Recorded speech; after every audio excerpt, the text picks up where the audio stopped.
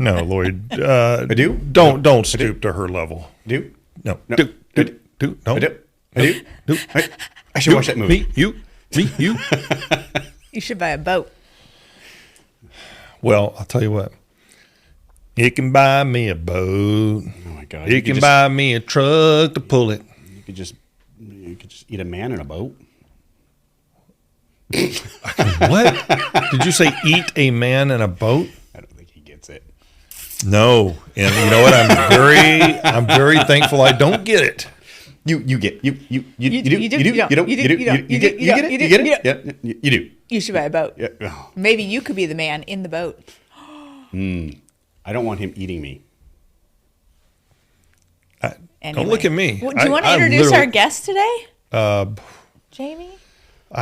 Yeah, our guest today is. Are we allowed to say his last name, or does he want to remain anonymous? Yes, we could say his last name. Okay, Lloyd Anderson is here with us from Armada Exteriors, it's a strip bar on the east side of Armada's of Portland. No. Exterior. Yeah.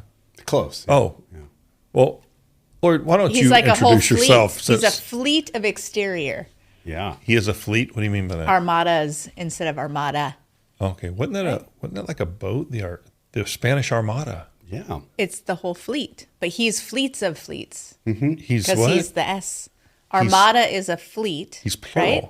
And he's a plural, more than one fleet. But So wait a he's- minute. A fleet doesn't need an S. A fleet is a group of ships. Right, but Right. he's multiple groups of ships. It's like geeses. Or gooses. Or many much moosin. Or mouseses. Okay, I'm going to tell you both as an English major for 2 years in college, you guys are far afield.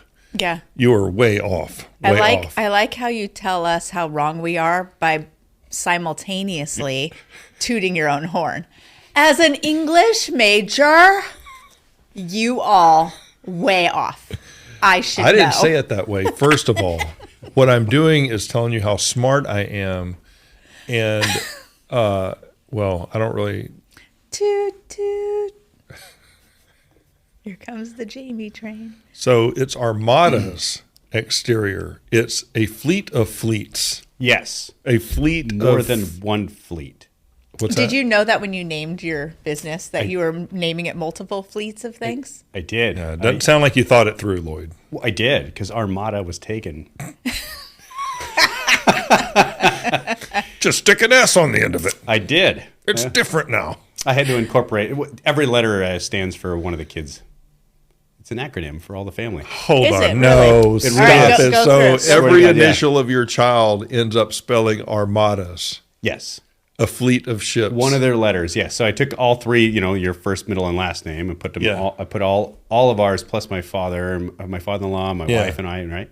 Put all of them into like Scrabble. To do the online Scrabble cheat thing. Yeah. Not that I've ever played Scrabble, and I certainly have never cheated. But No, I know yes. there's a website for cheating, and Is there really? yeah, there really is a website for funny. cheating. That's So- why no phones are allowed when you play Scrabble. Oh. You got to use your own brain hole. Your own brain hole.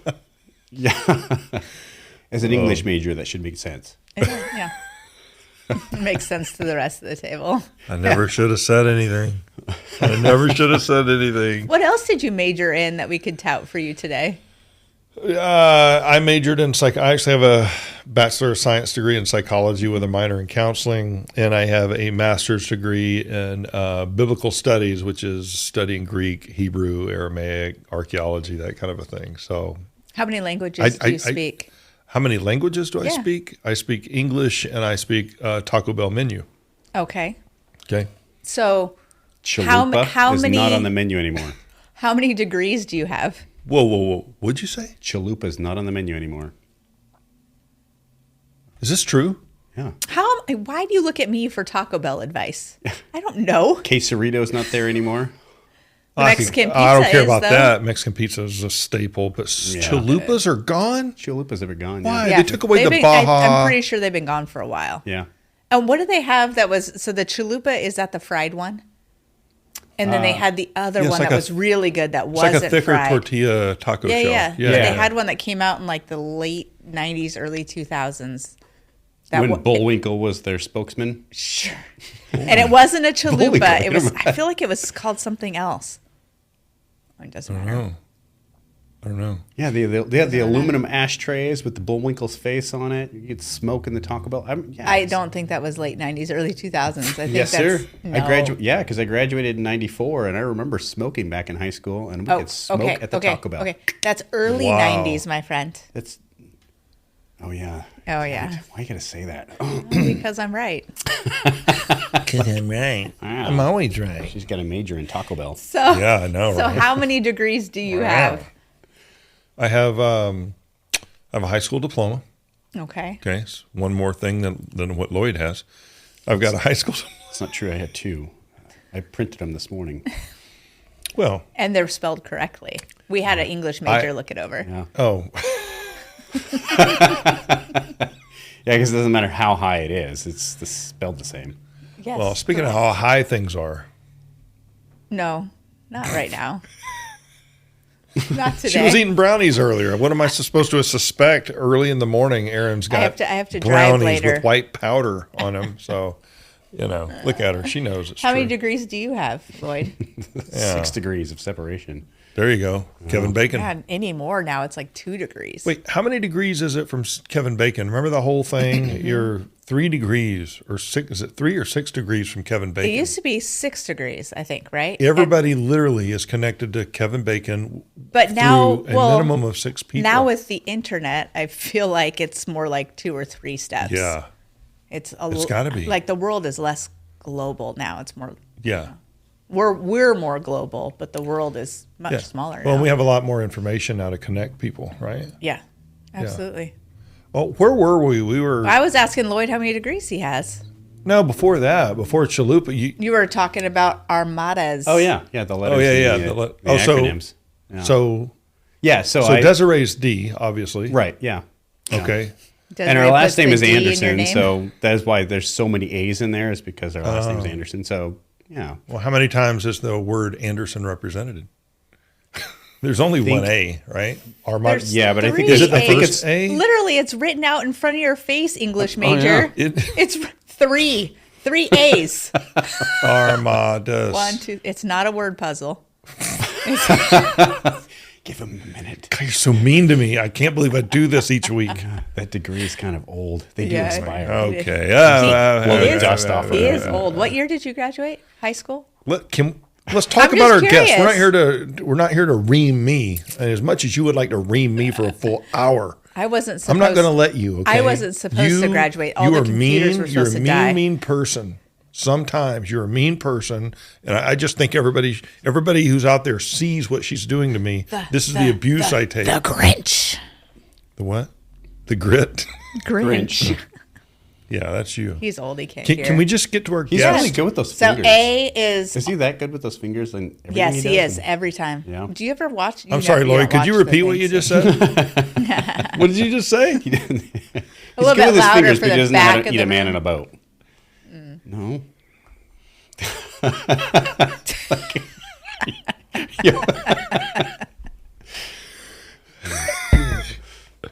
Boy, I think I'm probably red right now. Yeah, you are. Am I really? Yeah.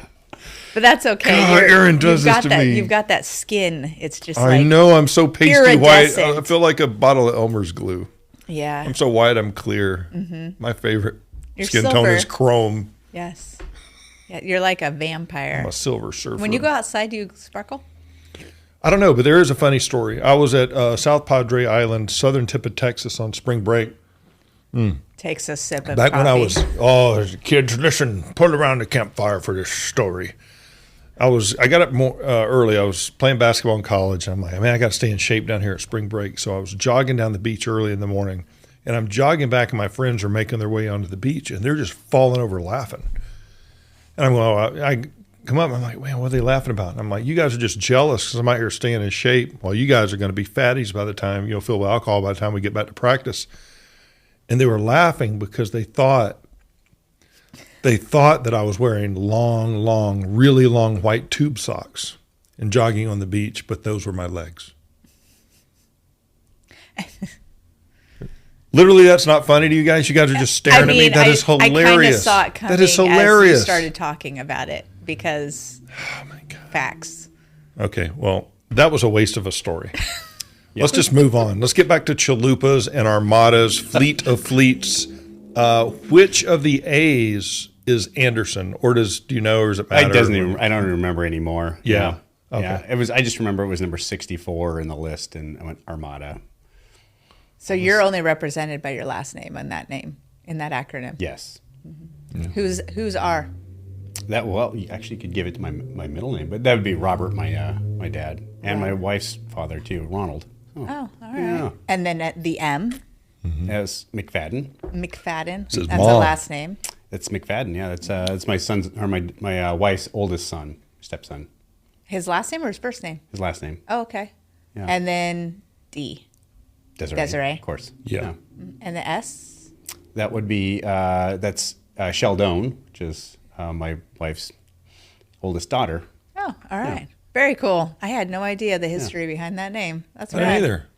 You did put a lot of thought into that name. Well, yeah, I just wanted an acronym. Mm-hmm. I had to put 3 letters from all the people that meant something to me into this little chat thingy, and it was before Chat GPT, and Look at you using the internet to your advantage. Yeah. I had to Google it. Yeah. You know how hard that was? Remember those days you had to Google stuff before that AI? Before they told you what you wanted, now you have. Before you had to ask and hunt for what you wanted. Now they just tell you. Yeah. Yeah. Do you remember MapQuest? Oh my God. You had to print out the map. Thomas You had to- guide. the Thomas Brothers I had- guide. Oh, I God. had it. Thomas Brothers, right? I had, it's like this thick. It was in the back of the, yeah, So absolutely. in Oregon, fun fact, you don't really need one of those when you live in Oregon because there aren't very many roads around here. I mean, there's a lot of roads, but when I moved to Southern California, it was a necessity. Really? I had to buy one. Yeah. Yeah, So it's in crazy. Oklahoma, you don't really need a Thomas Brothers. It is like graph paper. Everything is north, south, east, and west. Here, you've got like Burnside that goes sideways and dips, and Stark does this. And it's not like that back there. It was very easy. If you could read graph paper, you could find your way around. You know, certain numbers, they go larger the further east you get, northeast, third, northwest, third. There's a center point. Yeah. It's just grid. Vancouver's so set easy. up quite a bit like that too. Are they? You get your east and west, northwest and northeast, that sort of thing. Yeah. Utah is set up that way. Is so it? if you go to Salt Lake, you'll go like West 33rd, the corner of West 33rd and East 204th or whatever. But all of their roads, the numbers start at the church and go out from the church. Really? Yes. Wow, that's interesting. Yeah. That's in Utah? Yeah. Yeah. Okay. Yeah. That's interesting. What are you staring at me for? Fun facts. Just fun facts, man. I'm full of them. I think Yeah, you are. Portland was probably, if you do the math, I mean, Portland was probably similar to that when you first started it, but it's now it's Portland and Tigard and Milwaukee and McLaughlin. Right. You know what I mean? Like, everything just kind of they just so Yeah, and the traffic here is such, especially on the highways, you don't have room to expand. They've built houses right up to the side of the highway. Like you couldn't expand to another lane if you wanted to. Right.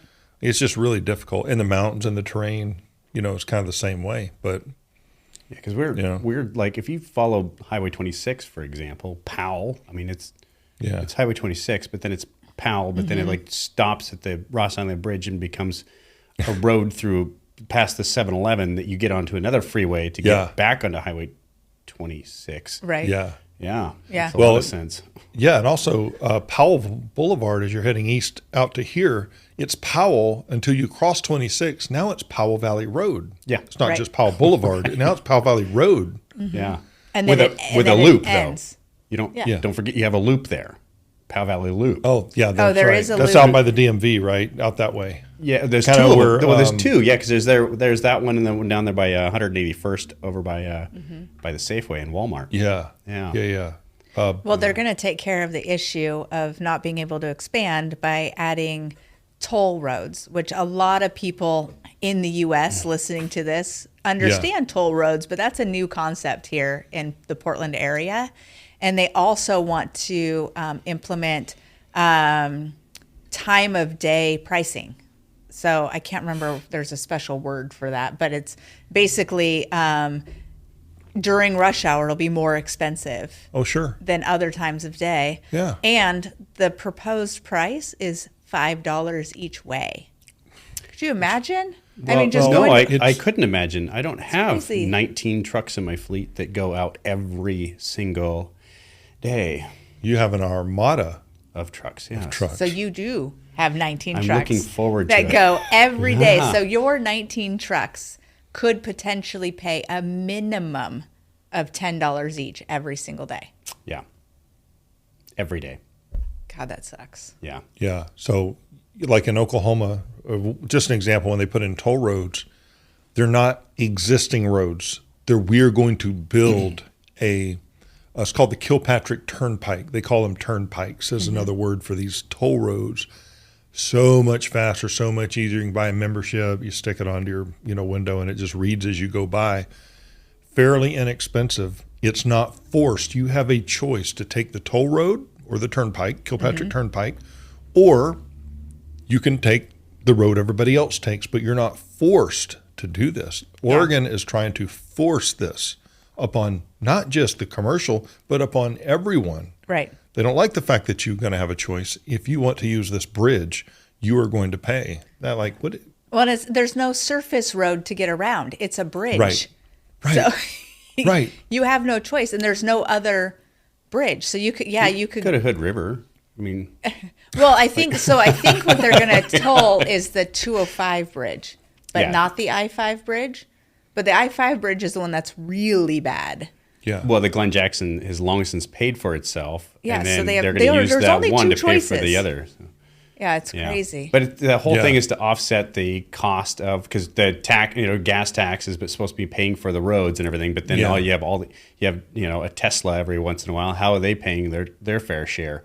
Well then we'd just increase the gas tax and then give a bridge toll, right? So then all the Teslas will have to pay as well. Oh, and we got to repair all the stuff we let people tear up. So that's going to cost money too. Well, what they did also is they took, I don't know how much this cost, but they took a ton of money and put in bike lanes, which is fine and great. Yeah. But then they completely changed the traffic pattern. So I think, is it Gleason or Halsey where they have the parallel parking is basically in a lane, and then you have the bike lane, and then you have the sidewalk. And the idea is that the parallel parked cars will protect the bicyclists, but then they put in these pillars in between the parallel parked cars and the bicycle lane. So now the street sweepers can't sweep all the way up to the curb. So now all of the junk in the road is in the bicycle lane, which is super fun for bicyclists. That's as brilliant as like when they decided they wanted to add the bicycle lane along Powell over there, like 122nd area, our favorite place, the cleanest neighborhood in town. Now we have bicycle lanes. So it was 2 lanes before, and the light at 122nd and Powell is 15 seconds long. The traffic lines up all the way back to the 205, and you have tweakers cruising by on their little BMX bike, shooting up, and clapping. It's like well intentioned, I'm sure, but not thought through.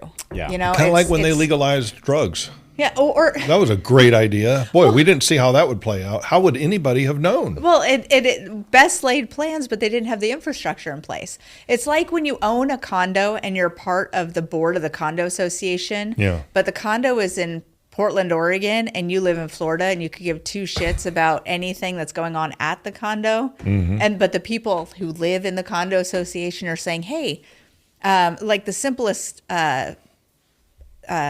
example that a friend of mine has given me. She owns her condo in a condo complex, but most of the owners don't live on site, but they're the ones that are part of the board. And she has a light that's supposed to turn on next to her front door, and it's a security light. Well, it turns on an hour after it's already been dark. So she reached out to them and said, hey, can we change these so they could turn on earlier? And their idea was, well, we would need to replace the light, and it wouldn't match the other ones. So we're not going to do it. Oh. Because it's not going to match. So but they're not there, so they about, don't care. Yeah, so it's less about the actual functionality of what they're trying to do, and it's more about how does this look? Yeah, well, it's probably more of we don't really want to pay for that, so we're going to come up with some bullshit reason why. Anyways, yes, Yeah, all these well intentions, but the people who are making the decisions aren't riding the bikes, or aren't sitting in traffic, or aren't using the drugs. Yeah, yeah. Can we get a drug user, please, to let us know what they want? Yeah. I don't know. That would be fantastic. Yes. Well, I noticed that your little friend is here with us yet once again. Yeah, he'll always be here. Mostly because he intimidates you. Why have you had me here today? Why did you call me here today? Remember when you said that to me? I did. The very first episode you're ever on the Grit. I want to know what is so special about this little Bigfoot that you've got. Maybe we've talked about this before. Maybe not, because I don't remember any good reason why you have a little bobblehead Bigfoot here. Do you want me to tell you why? Yeah, please. Okay. Could you please inform Lloyd and myself on what's going on here? So the major reason why is because I don't believe. Because every single episode you get turned up about it. There's not a big hairy beast. And it makes my heart happy. It makes my heart happy to have him on here with his bobbly head going back and forth, just tweaking you out. His head's not bobbling. Look, I'm telling you. It was. I think his spring is worn out. Oh, sorry. Overuse. Listen, I am telling you, I will take this to my grave. The closest thing to Bigfoot that there is out there are probably my two uncles in Georgia, Freeman and Monk. That's right, Freeman and Monk. What's your dad's name?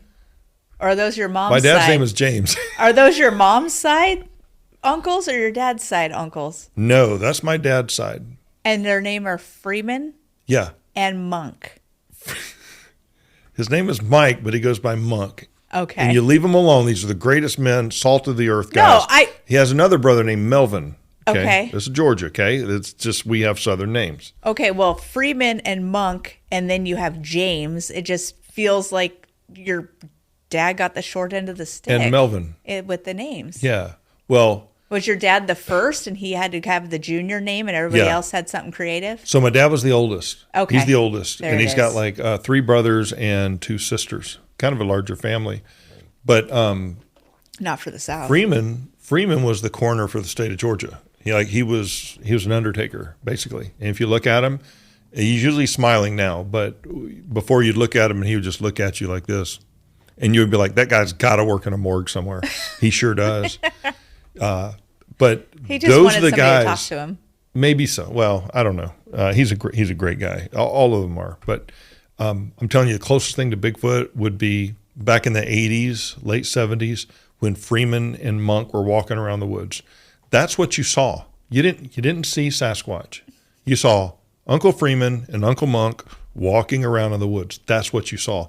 Look, if there was such thing as a Bigfoot, there would have been a redneck somewhere in Georgia would have shot it, laid it over his hood, and paraded it through town at 2 miles an hour. Because I've seen squirrels on hood of cars, possums. I've seen everything that God has given breath been shot and wrapped around the hood ornament sometimes with the tail and just hanging across the grill. Okay, that's just the way it is out there. If there was one of these, if there really was one of these, it wouldn't be in the bed of the truck hidden. No, it would be on the hood.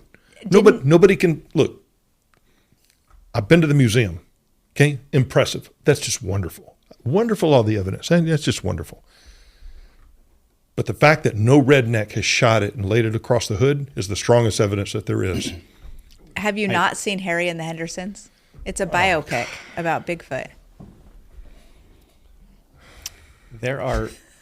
So I'm an avid hunter, and every year I go out to do elk and deer, and I go deep into the woods. Mm-hmm. And while I'm there a couple of days before hunting season, opening day, right? Because you got to get set up. You got squatching. All the things. You have to be very quiet so that they start coming in. So you get there a day. You don't show up, jump out of your truck and start packing, packing heat. It's not how it works. You got to get there a few days early.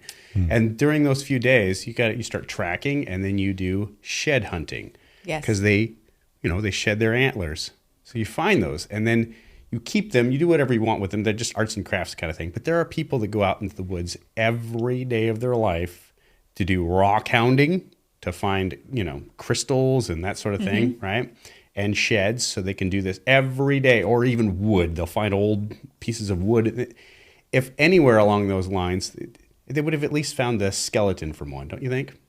Just maybe, while they're picking up the shed, right there next to it is the skeleton that got eaten of a Sasquatch that was attacked by a grizzly bear while it was trying to eat the elk. What about D.B. Cooper? Would he exist? He's real. But he's never been found. Because he died. Yeah.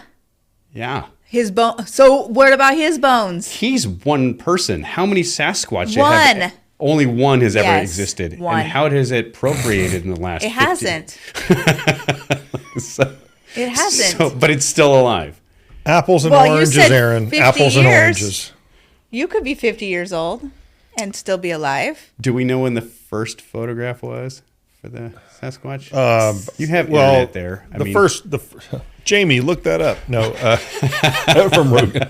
Jamie, pull that up.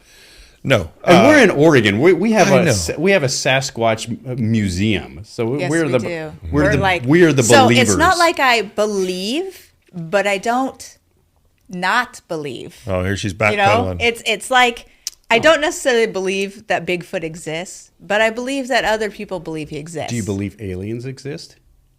I believe that other people believe that aliens exist. I believe that other people believe that ghosts exist. You don't believe in aliens. See, I have never experienced an alien. I've never experienced Bigfoot. I've never experienced a ghost. I've never experienced $1 million. So Aaron, who am I to say they exist or don't exist? Do you believe in murder? Have you ever been murdered? I believe You've never that experienced other murder. people, Do you believe in murder? I believe that other people believe in murder and have done it. But are you saying that unless you've actually personally experienced it, you don't believe in it? Okay. You do? You don't? You do? You don't? You do? You don't? There are a lot of things that exist in the world that I have never seen with my two eyes. The tables have turned. Just seen a photo. Like I said, I don't necessarily believe he exists. He is here to trigger you. How long have we been on this? Every single episode you talk about him because he triggers you. And it just gives my heart joy. I don't have to back up anything with evidence. I just simply set this bobblehead here, and you're triggered every time. God, and she's such a politician. She's such a politician. I don't necessarily believe in Bigfoot. I believe that others believe in Bigfoot. Oh, good grief. Well, how about Come on, stand on something. Do you believe in Bigfoot, Aaron? No. Thank you. God, we do have something in common.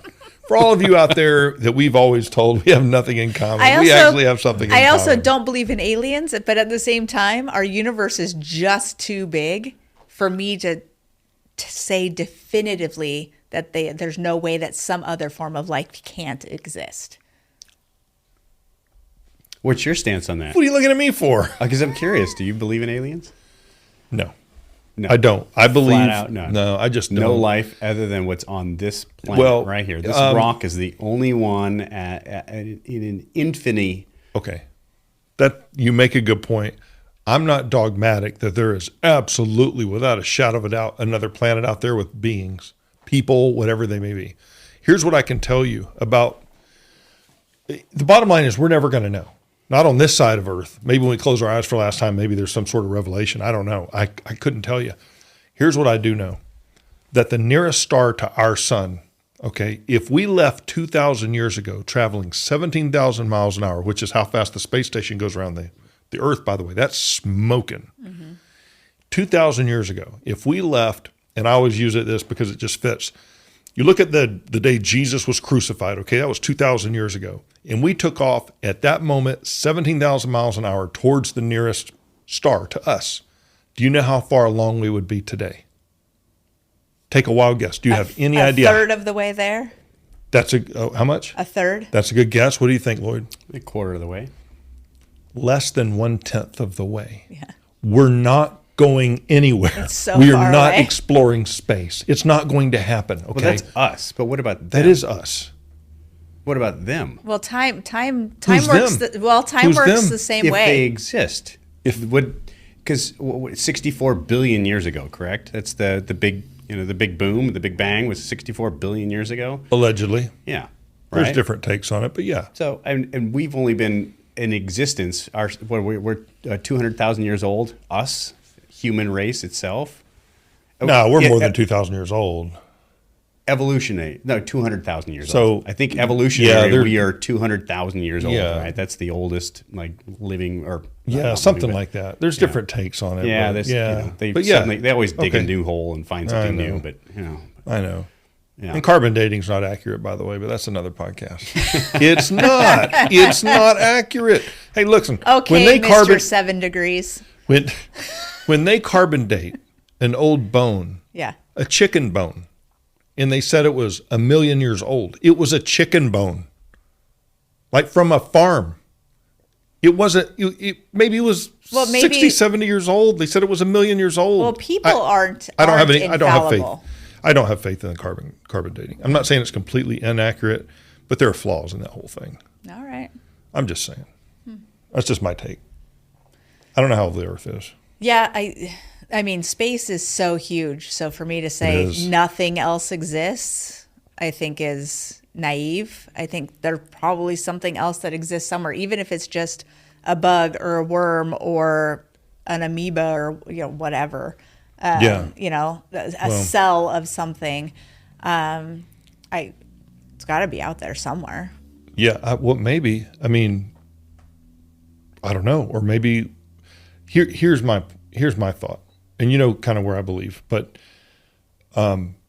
if there is other intelligent beings out there, here's what you have to remember: intelligence never comes from chaos. It never comes from chaos. Order never comes from chaos. The way our bodies are designed, our minds, the eyeball is the most complicated organ in any of our bodies. Did you know that? Everything that we are is in perfect order. You look at DNA, it's in perfect order. You look at the solar system, it is a system. I believe there was a Big Bang. I don't have any question about it. I believe somebody banged it, though, because you can't get order from chaos. You can't. What do you mean that somebody banged it? Explain that to me. Well, I believe that God created. That. I believe that God created everything, and Sure. I do believe in the Big Bang. That's a scientific fact that the universe is still expanding. So you believe right? in God. I knew you believed in God, but Yeah. you believe in God, but you also believe in the Big Bang theory. Yeah, absolutely. Interesting. So Yeah, tell. I mean, I've usually people who are religious and believe in God. Yeah, they reject it. Discount the Big Bang, and Yeah, they do. there's a lot of people that believe in the Big Bang, but are also religious. Yeah. But usually, if it's the other way, they're more religious. That the Big Bang isn't a thing for Yeah. them. So I'd love to hear why you believe in the Big Bang. No, well, the evidence points that that's what happened, and it's not unbiblical. When you look at Genesis 1:1, it says, "In the beginning, God said, 'Let there be light.'" Now, if you know anything about the Big Bang, you know that it came from the point of a pin, something that tiny. Out of nothing, there was this bright explosion. We know that it was a very bright explosion. Mm-hmm. All matter came into existence within just a few seconds. Everything that is in the universe now occurred just like that. Now, that is a miracle, okay? Out of nothing came everything. Nothing cannot produce everything. The difference between me and, let's say, the atheist is they believe that no one created everything. Everything just popped into existence all at once for no reason. Remember, nothing means no matter. There was no matter. And then the Big Bang happened, and then all the matter that ever existed or ever would exist is all of a sudden in existence. They believed no one created everything out of nothing. That's insane. I believe that someone created everything out of nothing. So and that's the difference. I don't deny science. I look at for my position as a Christian, I look at what does the Bible say and what does science say. Now remember, science doesn't say anything. Scientists do. So you have all these, just like the news, Fox and CNN, they're interpreting the findings. You don't find science disproving what it says. In the beginning, God said, "Let there be light." And the Big Bang is exactly what someone like me would imagine that would have looked like. A huge flash of light, a huge flash of explosion. Everything came from nothing. Now, how often does something come out of nothing? Why don't Teslas just pop up in my driveway? Why don't MacBook Pros just pop up on my desk out of nowhere? Because never, ever in all of human history or any history that you find anything recorded where something came out of nothing. It is always someone making something out of something. And in my view, only God, or a God, whatever you want to say, but in my view, only God can make everything out of nothing. No one else I've ever known or even read about has the ability to do something like that. But that's my little diatribe. That's kind of where I sit. You asked. I did. You I asked. did. Well, and your soapboxes are many. And then when I do ask, I prepare myself. I know that it's going to be a long answer, and that's fine. Because I was curious, because not everybody who is religious believes in science. Right, and vice versa. What my point is you do not have to commit intellectual suicide to believe that there's a God who created everything. Mm-hmm. As a matter of fact, just basic logic will tell you that it's unacceptable that no one created everything out of nothing. That makes that doesn't even make sense. At least not I'm a very logical person though. That would be an irrational belief in my view. All right. But anyway, I don't know. Okay. That's where I sit. Well, I appreciate the opinion because it affirms my own belief. I'm right on board with that because, you picture nothing and you picture a color as white. Is there nothing? No, because that would be something. Yeah, it would be nothing. But you're going to tell me that some kind of a molecule exploded against another molecule, and then, well, where did that molecule come from? You know, everything comes from. Yeah, because when you walk it backwards, it comes down to even Einstein. He wasn't a Christian or anything like that. I mean, you walk it all back. The universe had a beginning, and if it had a beginning, it had a beginner. I mean, what caused the great cause? What caused the Big Bang? It's the immovable cause. You know what I mean? And the reason why a lot of scientists refuse to accept that it was someone who did it, here's what they tell us. They say, tell us how everything began, but you can't use God as an answer. No wonder they're still going in circles.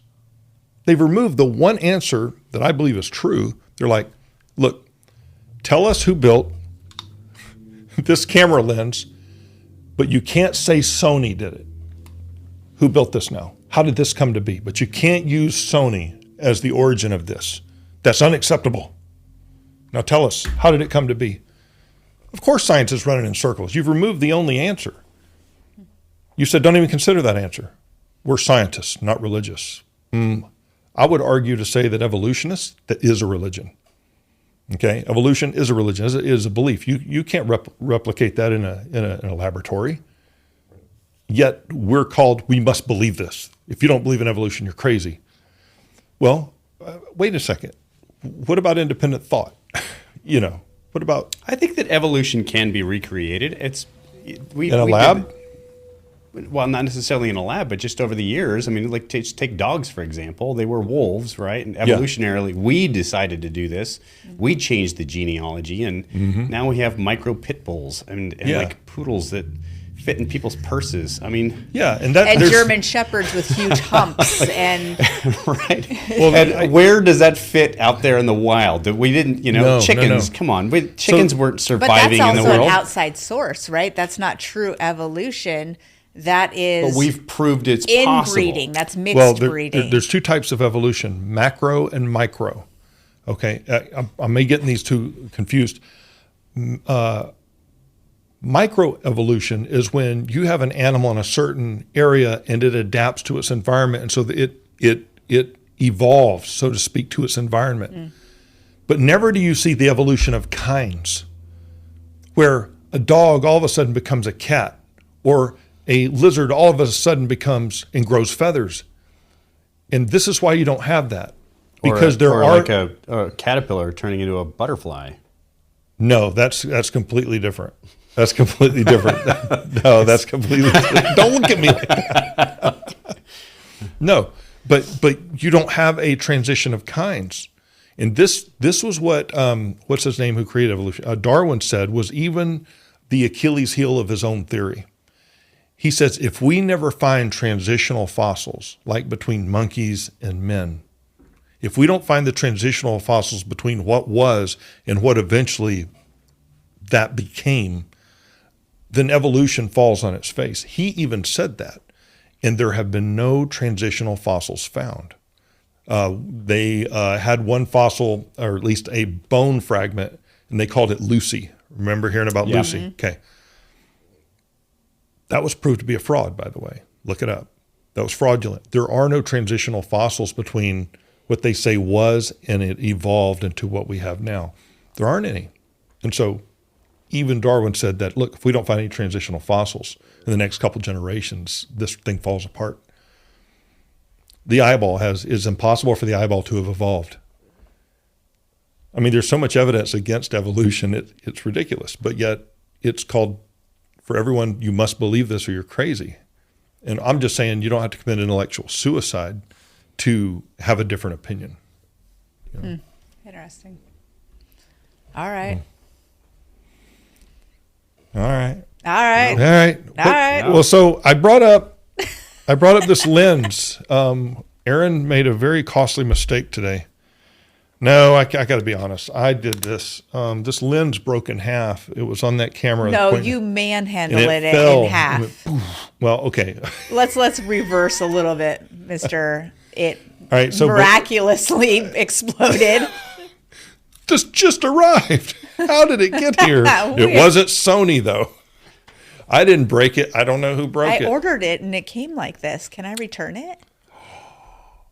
You certainly Don't could. do that. Especially if you got it off of Amazon, you certainly could. In fact, I didn't. I did, yeah. But it was a conversation I literally just had with one of my employees. But we have dump trailers, and those dump trailers have chargers in them, and one of my dump trailers it's only 4 or 5 years old, so the charger, it's a trickle charger, and they just keeps the batteries charged, it went bad, and so I went to go buy another one, and I bought another one on Amazon, pulled the other one out, and he's like, "Give me that thing." I'm like, "What do you mean? You plug it in, it starts smoking." "Oh no, I'm just going to buy one right off of Amazon, and then I'll just exchange this one." Yeah, that in itself is complete dishonest. It's just flat out on. I mean, where do you start drawing the line of like your level of honesty and that sort of thing? And in fact, that leads me to a question. Like this is the perfect forum for this because of your religion, right? Or variation of it, right? Okay. And you got some insight too. I'm going to paint a little picture thank for you. I'm so glad I could be included in the conversation here. I want to paint. Let me paint a picture for you, right? This took place for me about 3 years ago. I was on a hunting trip, and I was in the middle of in nowhere. It was like over by Enterprise, Joseph Enterprise, right in that area. If you're familiar with it in Oregon, Joseph, right? Yeah, sure. Yeah, Sasquatch. So, because that was the last sighting. I was on my way out there, and I'd taken my trailer out there. I got camp set up, and then I decided, and I'd always heard stories about how great Enterprise was. It's such a beautiful town. So I thought, well, shoot, I'm not far away. I'm maybe about an hour away from Joseph, so I'm going to drive into town. And I dropped my trailer off, and I had to go back to work. So my trailer, my camp, and everything is set up. And so I know that I'm going to be heading into work, and I'm going to leave my camp there for a couple of days. And, it's fine. No big deal. I'm going to come back, right? But I've got my truck, and I've got my hitch, and I'm ready to go. I'm heading back to work, but I'm going to check out Enterprise before I go. So I go driving around the town to see how beautiful this town is, right? And I come around the corner, and out in this giant field, there's not a nook, cranny, telephone pole, or mailbox for miles. I'm just in this field, and there in my eye is this Sasquatch. No, it's a fascia machine. A fascia machine is a giant gutter machine sitting on a trailer with all 4 tires inflated. This gutter machine at any minute would sell, like in Portland, would sell the next day $10,000 just out of nowhere, instantly. And there it is, just sitting in this, and I'm looking around going, I'm not kidding, there's nothing, no house, nothing. This shit. Like you would have to look up property records to find out who owns that property. Because there's no door to knock. Yeah, there's nowhere, nothing, and I'm probably 3 or 4 like city blocks away from the highway itself, and I had just drove in earlier that day, so I know there's nothing on the way out to. You could grab it and jump on the highway and be easy. gone. My brain literally went, that is easily today $10,000. If I want this thing, I could have it. I just take it into town. I put it on Craigslist or anything. No one in enterprise. I mean, my brain is processing all this information, right? How quick and easy could this be? 10 grand now, easy, no problem, Lloyd. Yeah. God, that is disgusting. What an horrible thought. Why is this even in my head? Why am I processing this information, right? Because you're human. You would think so. This is where this is humanity. But this is where my question comes in. Oh. So I obviously I leave the machine there. And I head into town, and then but I'm struggling with this thought in my brain, right? Yeah. I'm struggling with it because I'm thinking, is it my childhood? Is it where I come from? Is it like, why are those thoughts in there? I'm like, I would never do this. Is it it's such if it's something I would never do, then why is that impure thought coming into my head? Yeah. Because you're not going to rape anybody, right? Would you do that? No. But you don't think about it. You don't see somebody in the field go, oh, right. That impure thought does not sneak into your head unless you're, when you're on the croc side somewhere else, right? Mm-hmm. But that gutter machine, you know what I mean? Like, right? So I get into town. I'm struggling with this, and I have a friend of mine who was born and raised in Romania, right? Mm-hmm. Comes from a fairly affluent lifestyle, right? So those kind of thoughts where I'm like, and I know this guy is very pure and. I think, man, I'm going to have to. So I decide after my hunt trip, I'm struggled with it, right? I get back into town and I call him up and I paint the picture to him. And I'm describing it like as I'm just going through the town, and then I just come through into the field, and there it is. Like I'm not provoking him to any thoughts, right? Yeah. And he knows, because he's in the same industry and has machines of his own. He knows how quickly this thing could sell for 10 grand today, right? And I explained it to him right up to that moment. I'm like, and there I am in the field, man. And there's this gutter machine. And I want to know, what is your first thought? Who in the hell would ever hang fascia in Enterprise, Oregon?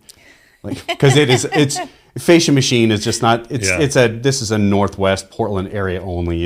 Out there. First of all, you don't even need gutters because it's not code or anything. And I'm trying every which way to just peel this information out of his head. Like, come on, man. Like, come to the realization you could steal it and sell it, and it never does. And I'm really like I'm trying to navigate into the concept of it sneaking into his head. And after 20 minutes of debating with him, it never came out. I'm like, but dude, you could steal it. And like, oh yeah, I guess you could, huh? Yeah, dude. So it doesn't happen to everybody. It doesn't happen to everybody. So I would say that it does happen to everybody. He has just had apparently a lot of practice and self-discipline of fighting off those thoughts and feelings for so long. It's just second nature to him now not to have those feelings. People ask me, they'll say, well, are people good or are they bad? And here's kind of my question. One of the biggest questions I get as a Christian is if God is so good, why does he allow good thing or bad things to happen to good people? Well, if you're going to ask that from a Christian standpoint, you must ask it from a biblical foundation, which says there are no good people. And so the reason why is that we are all flawed. We all have the capability to commit any atrocity in front of us. So many people like to think of, let's say, Nazi Germany, and everybody thinks that they're going to be the hero and save the Jews.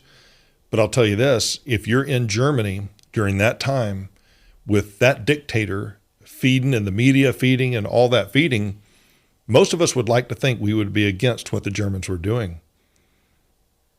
But did you know that the majority of the Germans over there went along with this? For whatever reason, there's lots of debate on why. Here's the thing. We're all capable of everything. I can prove it to you. We're not born good people. We're not born good. Babies are good. I'm not saying babies are bad. I'm saying you don't have to teach a child how to be selfish, do you? You have to teach them how to share. You don't have to teach a child how to break the rules.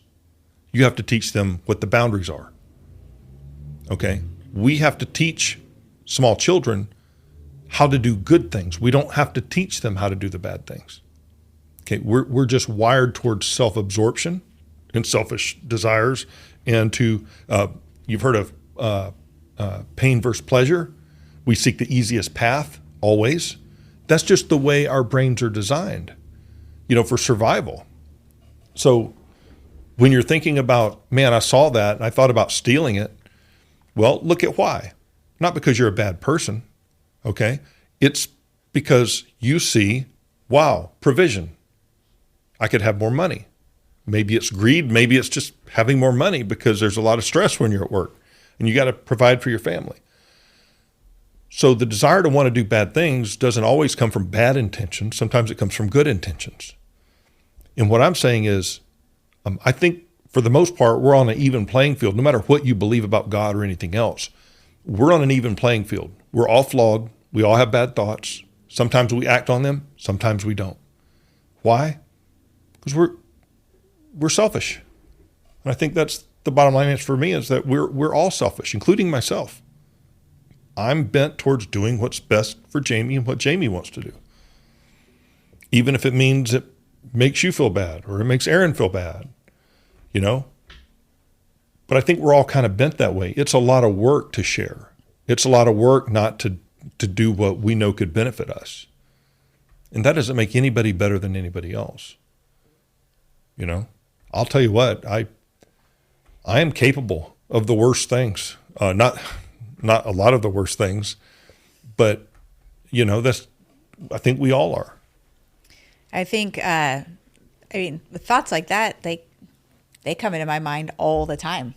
I think what makes the difference is not that we have the thoughts, but how we act on them or don't. Yeah. And that's the difference. The fact that you had the thought and then you struggled really hard as to why you had that thought says a lot about your character. I think it's okay to have thoughts, but it's not okay to act on ones that will hurt somebody else in some other way.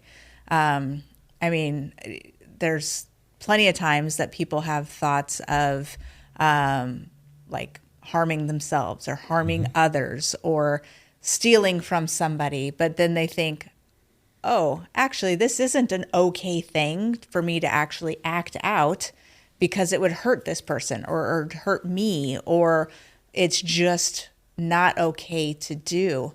You see this a lot in business where people want to keep their own secrets close, or what they feel like is their own secrets. It's not a secret. It's just you were successful in one way, but you just won't share it, which is why now it's a secret.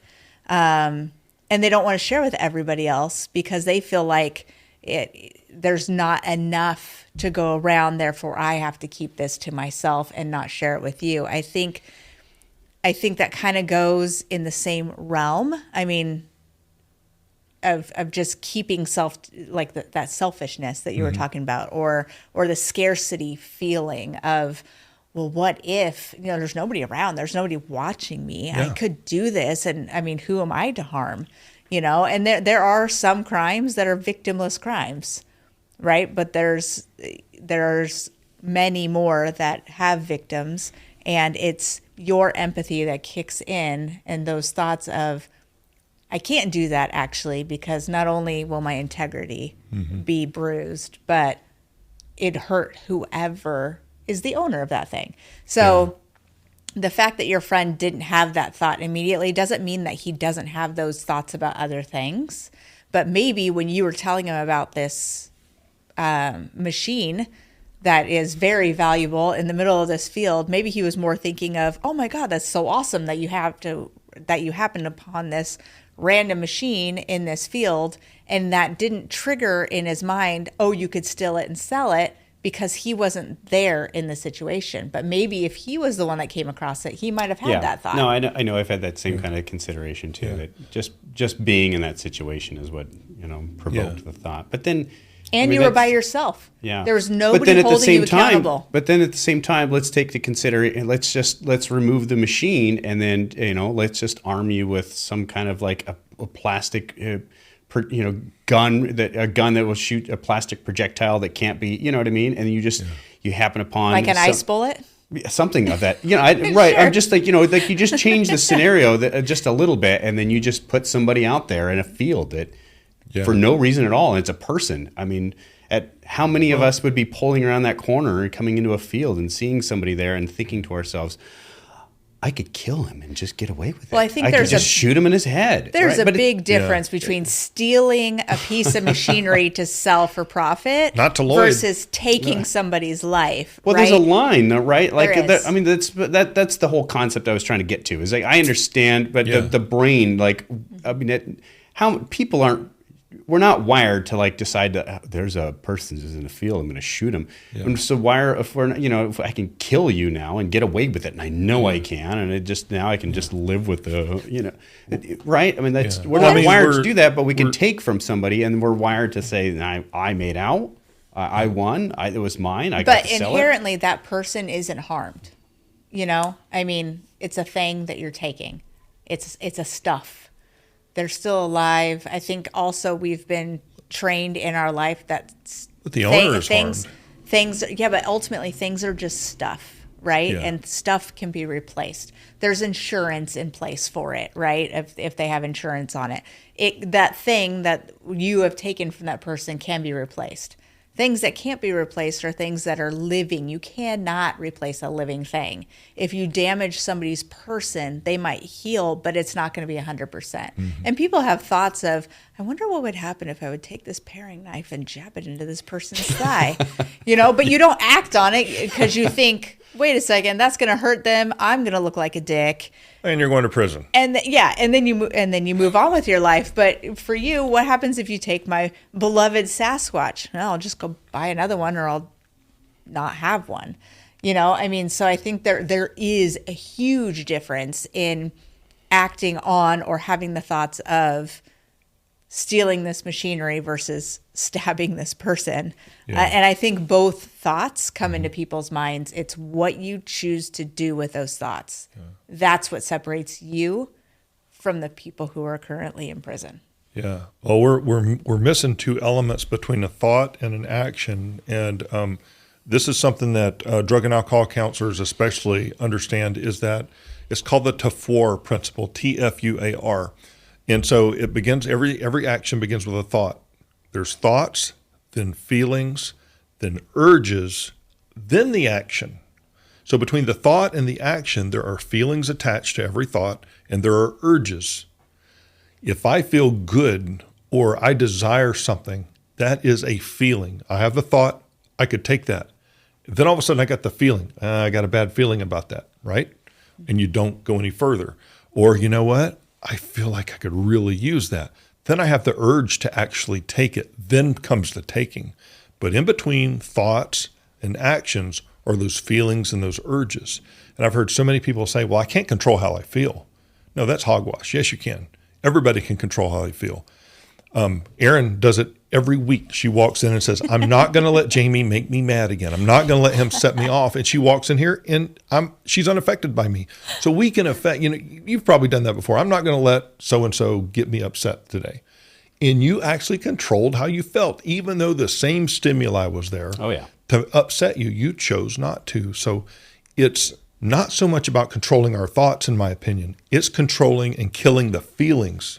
And if you can kill the feelings attached with the inappropriate thought, then you've killed the feeling, and therefore you've killed the urge to actually do it. Because without that urge to actually act, that's fuel. And if you drain the fuel, you drain those emotions out of it, remove the thought, the feelings from the thoughts, you can kill the action. Well, and if your circumstances were different, you might have stolen it. Like if your children were at home starving and the reason why you were out there hunting is because you couldn't afford food, but you can afford a few bullets to go and then be out there to hunt these animals to bring food home to your kids, you might have thought more seriously about taking that piece of equipment home, which I think goes into the feelings portion of that. I mean, I've gone to a Quick Mart or whatever, to go get some snacks or drink. And the car next to me is running. And I think all the time, It would be freaking hilarious if I stole that car, even just to park it around the corner. But I don't, mostly because I just don't want to do it. I'm lazy, and I don't want to get in trouble. But I think it'd be hilarious to see the look on their face. But I don't act on it because it's kind of a dick move, So I don't think you're wrong in having those thoughts. But But I mean, you did the right thing. I mean, and clearly it's clearly. I haven't heard that in a long time. That's because I try not to say it clearly. Oh, I love it. Love it when you're still bothered by it. Well, I'm not. I wouldn't say I'm necessarily bothered by it now. This is many years ago. If you need a priest, I know one. If you need to go in the little booth and confess, Lloyd. Yeah. He did. This is his confessional. No, but it's a good thought on human condition. It is. How you were raised. Yeah. Well, your friend, it could be that he was just having a good day. Maybe this is something. I mean, who knows what's going on in each other's head? I have good days and bad days. There are days I just have, my thoughts. But I'll tell you what, though. Speaking of confession, it's a good transition out of this. Are we ready to move on from this, or do sure? we want to? Yeah, I don't know. This was Lloyd's thing. It was good. It was really good. I thought it was a good conversation. Yeah. No. I borrowed a pizza delivery guy's car once. I didn't steal it. Okay. He didn't know it. He didn't know I was going to borrow it, but a buddy of mine and I, we ordered a pizza for a neighbor across the street. This was in Georgia, and he might be listening. When you ordered pizza for people to prank them, and because they wouldn't call you back and check, they just delivered it. Because one out of how many is a prank? Well, in our town, a lot probably on a Friday night. He pulled up and got out. We ordered a pizza to go to a friend. He probably listened. He listens to these. His name is Carter, and we ordered a pizza at Carter's house, and a pizza delivery guy we knew was working. He showed up. They always leave the car running. Had the pizza. Or it was a Godfather's little tent on the top of the car. He went up to the door, and we jumped in and took off with it. We borrowed it for a little while. I don't remember how we got it back to him. I think we just parked it down the road somewhere, but we drove around for a good hour with it. I'm not sure what happened. Did he lose his job? No, he didn't lose his job. But, that's good. But it was a lot of fun. So, Lloyd, you've probably done something like that, huh? Well, I know Aaron has. Well, I have not. My concern would be more of like how international does this podcast go? Because statute of limitations is up. I know. I did my time. So. Puerto Rico, apparently. Yeah. Thanks to Lloyd. Yeah. He has friends that live in Puerto Rico, and they listened. Yeah. So we have. Do you really? Yeah. So we have one international. Yeah. Well, they listened to his original, the first podcast I recorded. I don't know if they continue to listen, but. So are you going to have them listen to this one, or are you going to be like, stay away from this episode? Oh no, I wouldn't be worried about their. Yeah. He comes from much the same kind of background. Oh, okay. I had a troubled youth. So were you in prison?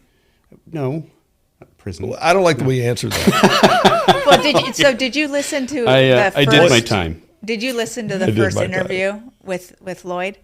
So let me catch people up. So when you were at the collective over there? Yeah. Oh, okay. So catch us up. The first time I interviewed Lloyd, we talked about his family history, about growing up, about his mother, and then he dropped the bomb on everybody that his mom murdered his dad. And it was a great story. So if you haven't listened to it, you need to go back and listen to how Lloyd's mother murdered Lloyd's father. I'm a little scared right now. Yeah. And then the apple doesn't fall far from trees. You get my drift? But then it goes into the fact that his father that his mother murdered, he never knew this father existed and thought somebody else was his father. And that person also thought that he was Lloyd's father. It's you have to listen to it. It's a hilarious story. Yourself? I think I saw I don't know. I think I cut it off. I got afraid. Yeah, I do hang out. I do hang out with Lloyd a little bit. He's a great storyteller. Lloyd is? Yeah. And you've continuously researched this about in fact, I'm going in August. I think August. We're flying into Florida to meet my biological father's sister. Wow. Wow. We'll see how that plays out. Have you gotten anything else since I spoke to you last? Because the last time I spoke to you, you were going through records. I did, and the records, they couldn't find anything. I couldn't find anything from Multnomah County. The sheriff's department that's on the arrest record for my mom, that was in Beaverton. That police department's long since been torn down and is now some kind of a home development over there now. But I did Ancestry. Because the last one was 23andMe, right? Which kind of led down to that path. Sure. But I just did the Ancestry thing a few months back, and that's where I found his biological sister. So, okay, she's given me a little bit of insight, and she's very, I don't know. I think she just wants. She's standing. I don't know, for whatever reason, she's not giving me a lot of information. Well, you don't know your dad, so you can talk about it disassociated from it. She was his sister, so she's obviously going to be a lot more emotional about it. Well, she just hasn't given me a lot of information. She's looking forward to meeting my wife and I when we fly in. But well, and I'm sure she doesn't have very good feelings about your mother. Well, I don't know. Okay. Well, my mom's long since passed away, and she's never heard of it. She's never. She said that her brother was a carny. Really? Yes. So that he ran the tilt-a-whirl. I don't know. He was a carny, and that she was like, it doesn't sound right because he was back in the 70s. He was a carny, and he was in California. So he may not have been murdered by your mom. I don't know. She thinks that it was she. So I sent her the arrest record thing, and she's I haven't talked to my brother in a lot of years, and her exact words were, I haven't talked to him in over 20 years. And so 20 years, I'm 40 something. So you do the math that he's still alive to her knowledge. But he is he's a practical joker. And that she thinks that if anything, that was a falsified record that they put together, which was why maybe Multnomah County and everybody can't. Yeah. So he may still be alive? Maybe. Yes. I don't know. Oh, what? Right. That's why I'm just going to go out there. I'm going to meet with her. I'm going to get more information and find out what is true and not. Stop. They were on. It wasn't Jerry Springer. It was the Ricky Lake show. The Ricky Lake show. What? I used to have the biggest crush on Ricky Lake. She was so cute. Sally Jesse Raphael. Like which one of the Ricky Lakes? When she did the what movie was it? She was the dark-haired lady, right? Yeah. When she was in her show, she was all right looking. Yeah. Before that, she did a TV. She was an some actress. Work done, right? Well, no, she was. Remember, she lost 180 pounds. Yeah. She was a big girl. Rachel Ray. My question is, which one of those Ricky Lakes did he like? Yeah, so he was on the Ricky Lake show with you his. Were literally using your real name. Yes. Yeah. Yeah. So when you say Springer, I mean, yes, it was. Yes, they did. No way. Yeah. Oh, now he's gonna look it up. There ain't no way. Yeah, I've tried to find the episode. Somebody's got it on. I don't have video VHS. Cassette. VHS, yeah. Yeah, I think I tried to look on YouTube, but I didn't spend very much time on it. Yeah, but I was on. I don't think I want to watch it. I'm scared. I don't think I want to see it. I want to see his mom because she's on there. Yeah, and that's probably about the only video you probably have of her. No, I've got video of her, but they're not because she died of lymphoma. So those videos are near the end. And let me speak for the both of us. Because she'll never say it. I'm really sorry about your loss. So, no, yeah. I wouldn't even thought of thinking about it. I'm already on to the next subject, so you're absolutely right. You know what? Let me pause. She might be better at this podcasting thing than you. We got to pause here for a second. I want to say something. Yes. I absolutely love you, and any viewers out there who think I'm being mean to Aaron, you're right. I am being mean to Aaron, but that is my love language. Would you agree that's my love language? Do you take being mean is your love language? I think being sarcastic and snarky is our love language to each other. Notice she said our love language. Okay, so and I don't take offense to any of it. If I did, I would tell you. Okay, because I'm inevitably going to get people talking about behind my back. He's so mean to Aaron. He shouldn't have said that to Aaron. I feel like I flick it right back. You do, but okay. But But you're bigger than me, so people feel bad for me. The day and age we live in, can you believe what he said to her? Yeah, I know. I know. If you got a problem with the way I talk to Aaron, comment on one of our social medias so that you increase our algorithm. Thank you very much. We had that this week. Yes, we did. Didn't we? Yeah. And thank you, whoever that was. Keep listening. Yeah, absolutely. Yeah. Well, before we started talking about the past podcast that you were on, you were asking us if this podcast goes international. What were you going to say about that? Well, I'm curious now what was going to come out of your mouth. How much of my past I would be interested in revealing. I'm thinking he's part of Hamas or something. Why does it matter if it goes international? I'm curious. Well, it's not about it. Just like because I have a very troubled past. How many people and. People that know me personally, I'm not worried about. That have known me. How troubled is your past? It's troubled enough. Could at this point, if you said anything about your past, no, I couldn't get in trouble. Get in trouble. You've already gotten in trouble. Yes. Okay. I've done my I would time. say just share it with us. We promise that we won't tell anybody. Yes. Yeah, let's hear the dirt. Right. Give us the worst thing you've ever done in your life and how it felt. We want every detail. We have right now we are definitely building our audience. So if I'm going to be perfectly black and white with the people out there, we probably average around 30 listeners per episode. 30, I would say 30 to 50 per episode. We all know that people they think they hear your past and they start portraying your past as part of your present, and then your behavior today is the same as the behavior as yesterday. We all grow and we're all very different. Yeah. I'm not the same person I was through high school. Was just troubled. I got beat up a lot all through middle school was the worst, man. Through 6th grade, middle schoolers suck. All the way through, man. I got beat up every single day. I'm sorry. We were poor and I apologized. I have zero tolerance for bullies. Break from the podcast. My brother used Aaron to get has bullied. a heart. My brother used to get bullied. Really? Yeah, he is a nerd. Was a nerd. And he got bullied all the time. And Trekkie or Star Wars? Star Wars. Okay, well, he's not that big of a nerd. It's those Trekkies. They're the really weird ones. You know what I mean? I love Star Trek. The Trekkies. I like both of them. I like. Do you both. really? I like it's both. the Trekkies that end up driving ice cream trucks around neighborhoods. You get my drift? Oh. Okay. I'm just saying. I'm just kidding. Well, you can dish as much or as little as you want. Man. There's no judgment on our side. It's just shock and awe at this point.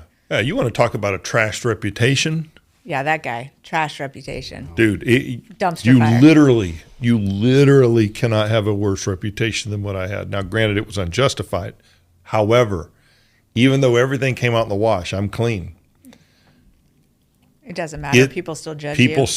People will still, and they, and I've come to the conclusion. Still judge you. Well, I appreciate that. And, I think anybody who knows me knows that whoever those people are, I really don't care. It really doesn't bother me a bit because there's a difference between ignorance and stupidity. Ignorance, I feel like I want to inform them so that they're not ignorant. Ignorant is not an insult. Ignorance is somebody just doesn't know something. So I'm ignorant when it comes to mechanics. I'm ignorant. I'm not stupid, though. Stupid is knowing the truth and then rejecting it anyway and saying, nope, I'm going to believe what I want to believe about you or whatever the case may be. That's stupidity when you look right at whatever the truth is, whatever it is you're talking about. Like, let's just say my case, okay? You look at it and you're like, okay, I know the truth, but I still view you the way before I knew the truth. That's stupidity. Mm-hmm. I don't tolerate stupid people. I just don't. Life's too short. Speaking of stupid people. Oh, Mike call? No. Love you, buddy. I'm just kidding. He's not stupid. He is going to kill me. Watch. He is. He does listen though. My daughter said the cutest thing. She was telling Kayla about my podcast because Kayla asked if Isabel, my daughter, ever listens, and she goes, no. But it's really annoying because every time I get in my dad's truck, he's listening to it. I'm like, No, stupid people. There is a presidential debate coming up. Oh, and you're the one bringing up politics for once. All I'm saying is if you want to know who to vote for, you have 0 good candidates. You should watch the debate. It's very interesting. I've heard interviews. Are you talking about the presidential one on the 27th? I'm talking about Trump and Biden. Yeah. Yes. Okay. You think that's really going to happen? I don't know. It's not going to happen. It's going to happen. Come on, Trump he's sitting up in court right now. They picked the 27th for a specific reason. Of course they did. Absolutely, because Trump will not be able to make it. Because Trump said anywhere, anytime, anyhow. And so, of course, those guys are smart enough to jack Biden up. What's wrong with the 27th? I don't know what's going to happen. I have no idea, but they know. They're all right. They know. They so know the earthquake's going to happen. Well, did you see the conditions that Biden put on it? The conditions? Exactly. It can only be aired by these 3 or 4 news stations. That was 2. ABC and NBC. Yes. Both of them are hugely... They're both far left leaners. Okay. Look, I don't care. Right. Yeah. It doesn't matter to me. But God, be fair. Oh, and by the way, the microphones are cut off when your time limit is done. And the moderators are all major Biden supporters. And they all hate, like Jake Tappert, he's not a journalist. He's an activist. All you got to do is just look that guy up. So, I mean, it's completely one-sided. And guess who doesn't care? I know. And he doesn't care. Yeah, he's going to show up. Yes, he absolutely. You watch. He's going to be there. We'll see what happens with the stupid hearing thing, right? The whole hearing thing. If it gets whatever one reason or another, they're going to like extend that thing out, and he's either going to either you have to show up for court on the 27th, or you're going to jail. You follow me? I don't know what it is, but there's some kind of conspiracy. You don't think it's going to happen? I don't think so. Right. I think there's something they're going to. If I was Trump, though, if I think about Trump will be like, I'll go to prison. I don't care. I'll show up for the 27th, and I'll show the world what they're really. Those witch hunters. Well, I mean, his popularity, everything that they're doing to try to take him down is just making him more popular. Is backfiring big time. I mean, there's at least 2 or 3 states that have never been won by the Republican Party that he's now leading heavily in. It's like, wait a minute, what's going on here? And, it's been such a travesty. You want to talk about a victimless crime. Like, there's no victim to this to this real estate crime, et cetera, that they're going through. There's, and here, let me just be honest with you. It may sound like I'm pro-Trump. I'm really not. I'm pro-America. I'm pro-good policy. I'm pro-good economics. I don't think Donald Trump is a good person. I don't. I think he's. I don't even know where to begin. Yeah, he is. But he knows his name. He knows where he's at. He doesn't need a teleprompter, and he's a brilliant, absolutely brilliant businessman. I believe we need someone like that in the White House. Not like him personally. So don't go be like, you love Donald Trump. No, I don't love Donald Trump. I love his policies for the most part. And Biden has. And I don't even, honestly, just to be fair to Joe Biden, I think he's old. He's a figurehead. He is not running this country. He has not been running this country. I think the people behind him are. But he is, I wouldn't put him in charge of the self-checkout counter. Okay? And there literally has no job description. You watch the self-checkout counter. Can you imagine Joe Biden taking your order at a local coffee shop?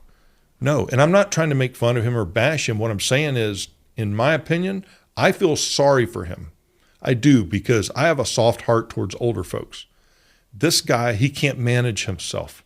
And yet he is thrust out there, in my opinion. Okay, and I don't think I'm wrong. He's thrust out there. He reads the teleprompter. Biden, 4 more years. Pause. He said pause. Like, this has happened over. He's falling down. He tripped again this last week. I wish people would stop making fun of him and start just having a heart for this guy. I mean, he's it's sad. An old guy. It really is sad. He can't do this again. He's destroying the country, or whoever's behind him is. What's frustrating me as a citizen of the United States is that I am not given quality candidates. I mean, I have a visceral disgust for Trump as a human being. He is not a good person. And if he was never president, he was never put on this stage, if he came to one of our Chamber AM meetings, we would promptly ask him to leave. Please leave. You are not a good human. You make everybody very uncomfortable. GTFO. And then you've got Biden, who you just said, right? He should be out to pasture.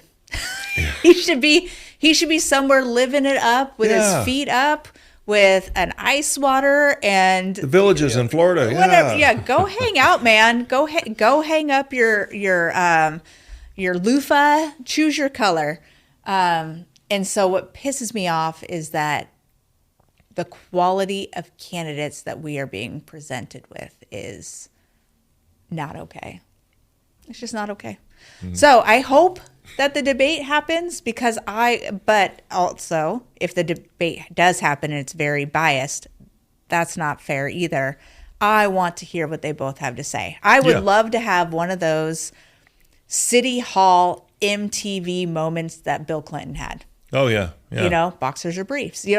Let's ask them, and those aren't real questions, right? But let's ask them things that they're not prepped for. Sure. And see what their reaction is. What is your response? I would love that.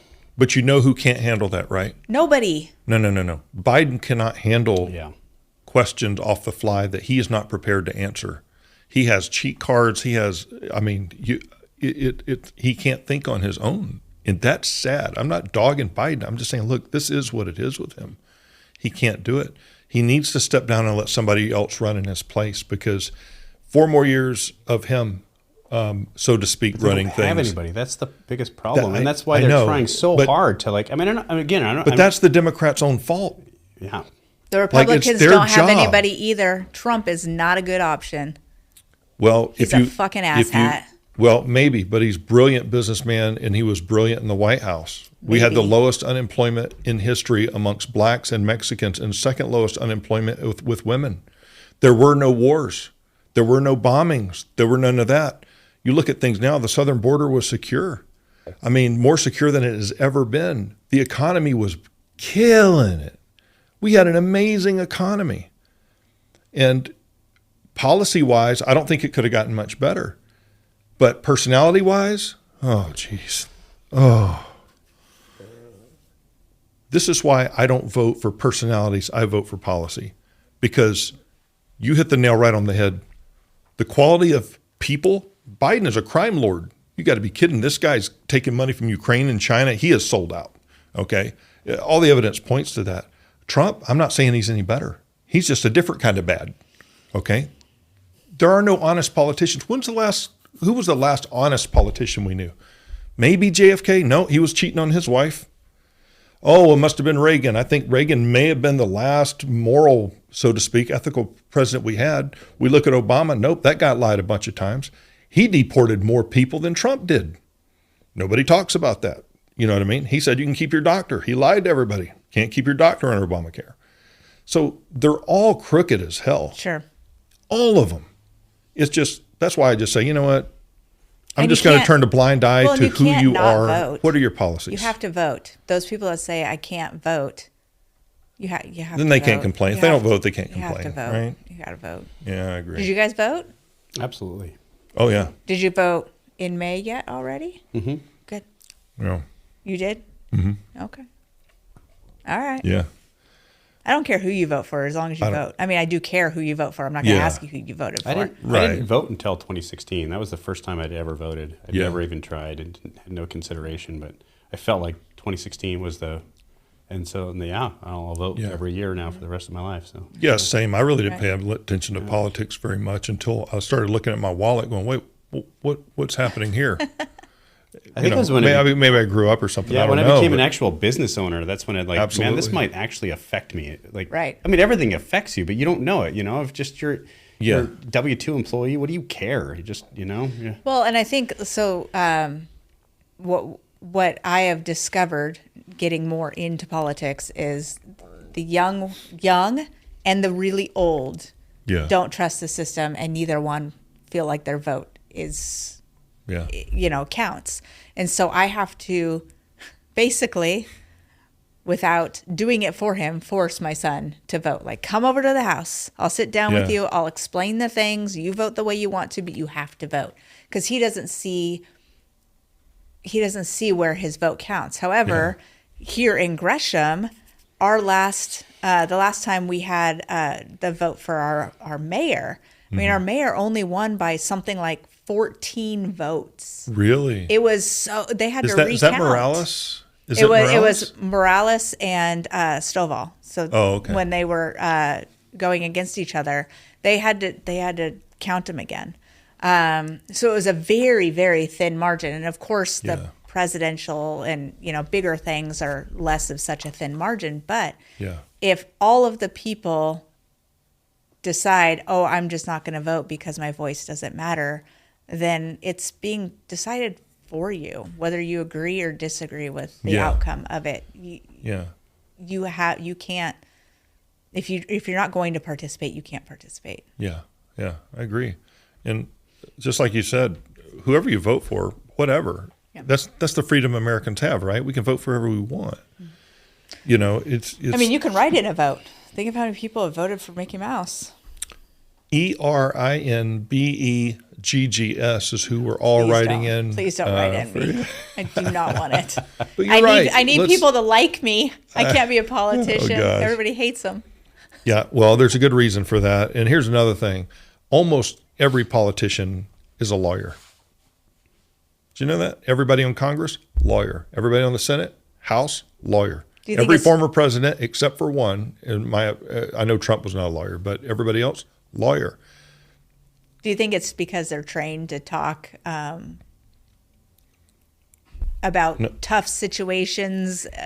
No. All about manipulation, because it's just you have to manipulate the facts, and But you don't really learn that in law school. They have to know constitutional law, because if you're going to serve a state, like a given state or a county, or in Washington or here in Salem, you have to be very adept to the Constitution of the United States so that you don't try to pass things that violate the Constitution of the United States. Now, that certainly doesn't stop people from trying, but that's why they're lawyers. They have to understand how the Constitution is written, what the Bill of Rights is, et cetera. Right. And most people don't know what those documents say, but the lawyers do. And so they're supposed to.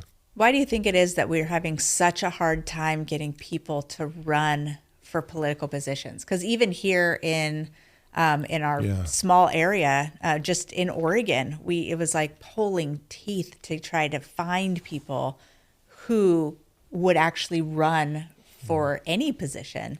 Do you have a theory on that? Absolutely. I know people who are running, and I know people who ran for school board, got on the school board, and didn't get on the school board. And that's just kind of a minor position, even though it's very important. Sure. Here's the deal. It's dirty.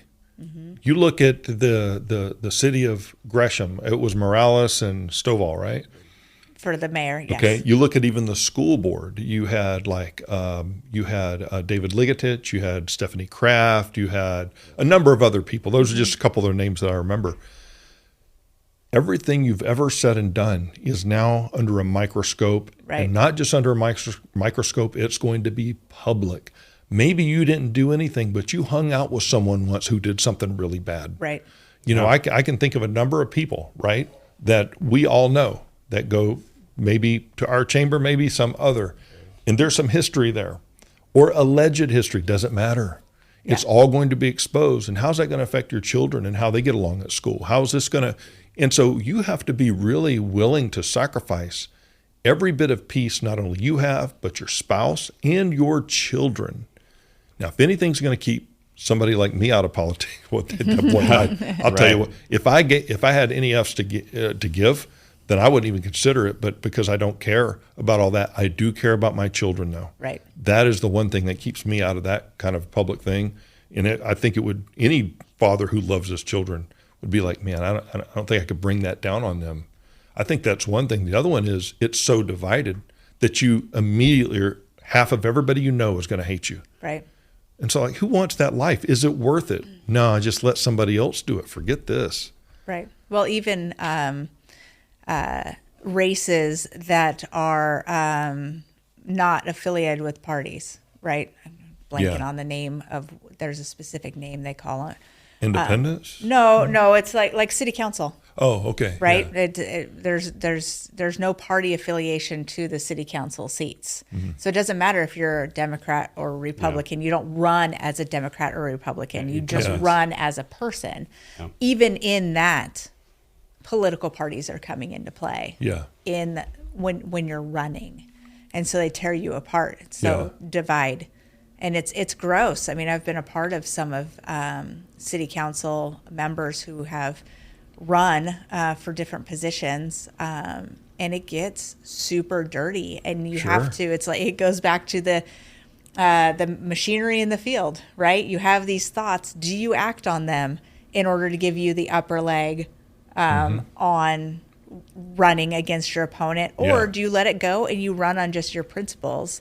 And it is really hard for me to vote for anybody who bases their entire platform on what the other guy can't do. Yeah. It's like, okay, great. The other guy can't do those things. What can you do? Like, why haven't you said what you actually can do? Well, because they'll never be held accountable Right. accountable for those promises. Yeah. Yeah. That's why. Are they still teaching politics, like actual politics in school now? I mean, I know that. I remember when I was in. I remember it, like, because they've taken economics out and that sort of thing. There's a lot of things they touch on it. So I think it's like in social studies where they touch on the hierarchy. But I mean, I didn't even really realize how it works until very recently, and I'm still learning. Like, because I have really no concept. I mean, I for the most part, I know that there's specific departments that I know where I really want to make sure, because I just filling out my own voter pamphlet. In fact, I think it was yesterday or day before yesterday. There was a lot of things on there that were unopposed. There's just one person. The judges.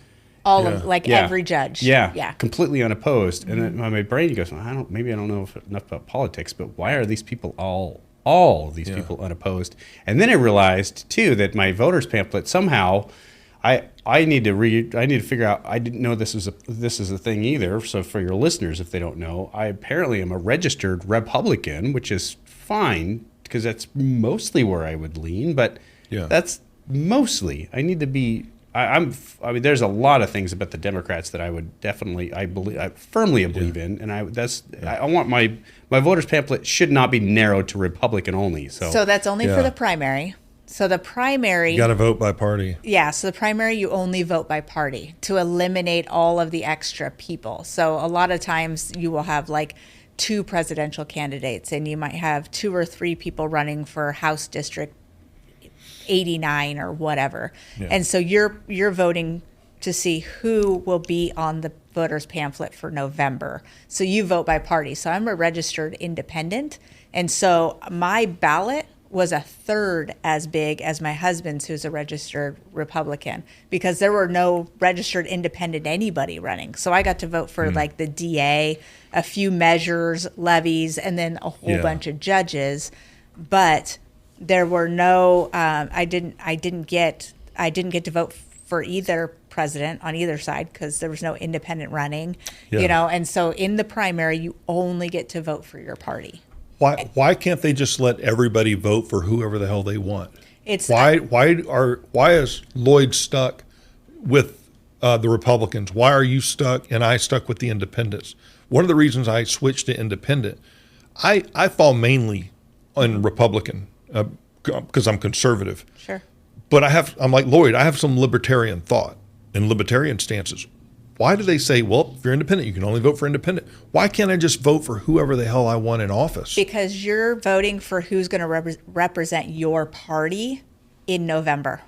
And in November, you can vote for whoever you want. And see, Republican, this is a Democrat, problem. The problem I have with that is they are limiting me to vote for who I want to vote for. Right. Well, you have to vote for the independents because you're registered independent. Wait a minute. But what if I don't like any of the independents? What if I think a Republican or a Democrat will do better instead of my independent guy? I'm roped in. I can't do anything. As you can tell, I'm a little energized about that. I am not happy that I have to vote somebody who's not. So for the or primary, that is in my primary. Some people will switch their political party affiliate for the primary if they want to vote for a specific person to succeed. I know several people who did that for this last primary election. But when it comes to November, you can vote for anybody. What you're doing is you're just narrowing it down who's going to represent your party in November. Well, part of it is my own rebellion. I don't like anybody telling me what I can and can't do, especially in a country where I'm supposed to be free. Right. I should be free to vote for whoever I want, how I want, when I want, etc. And I probably sound like a little, child pitching a fit in aisle 7 of the grocery cereal store. Yeah. Cereal aisle, but well, if the primary, if the position that you're voting for, if there's a deciding factor of who's going to be put into position, then you can vote for either one. But really, the primary is meant to bring us to November. Got it. Where that is,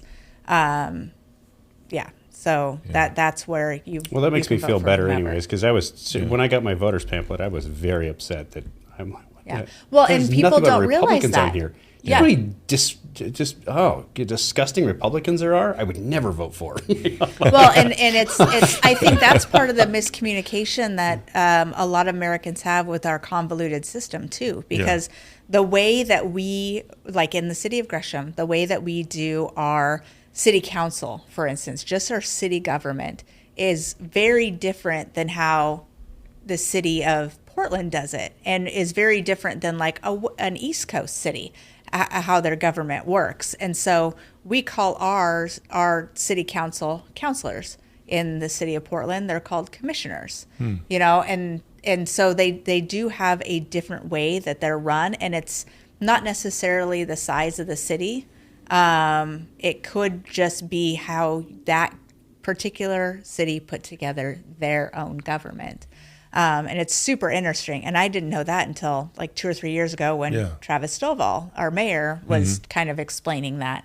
But there's a lot of things that I didn't realize. So one of them is there's different sessions of the House.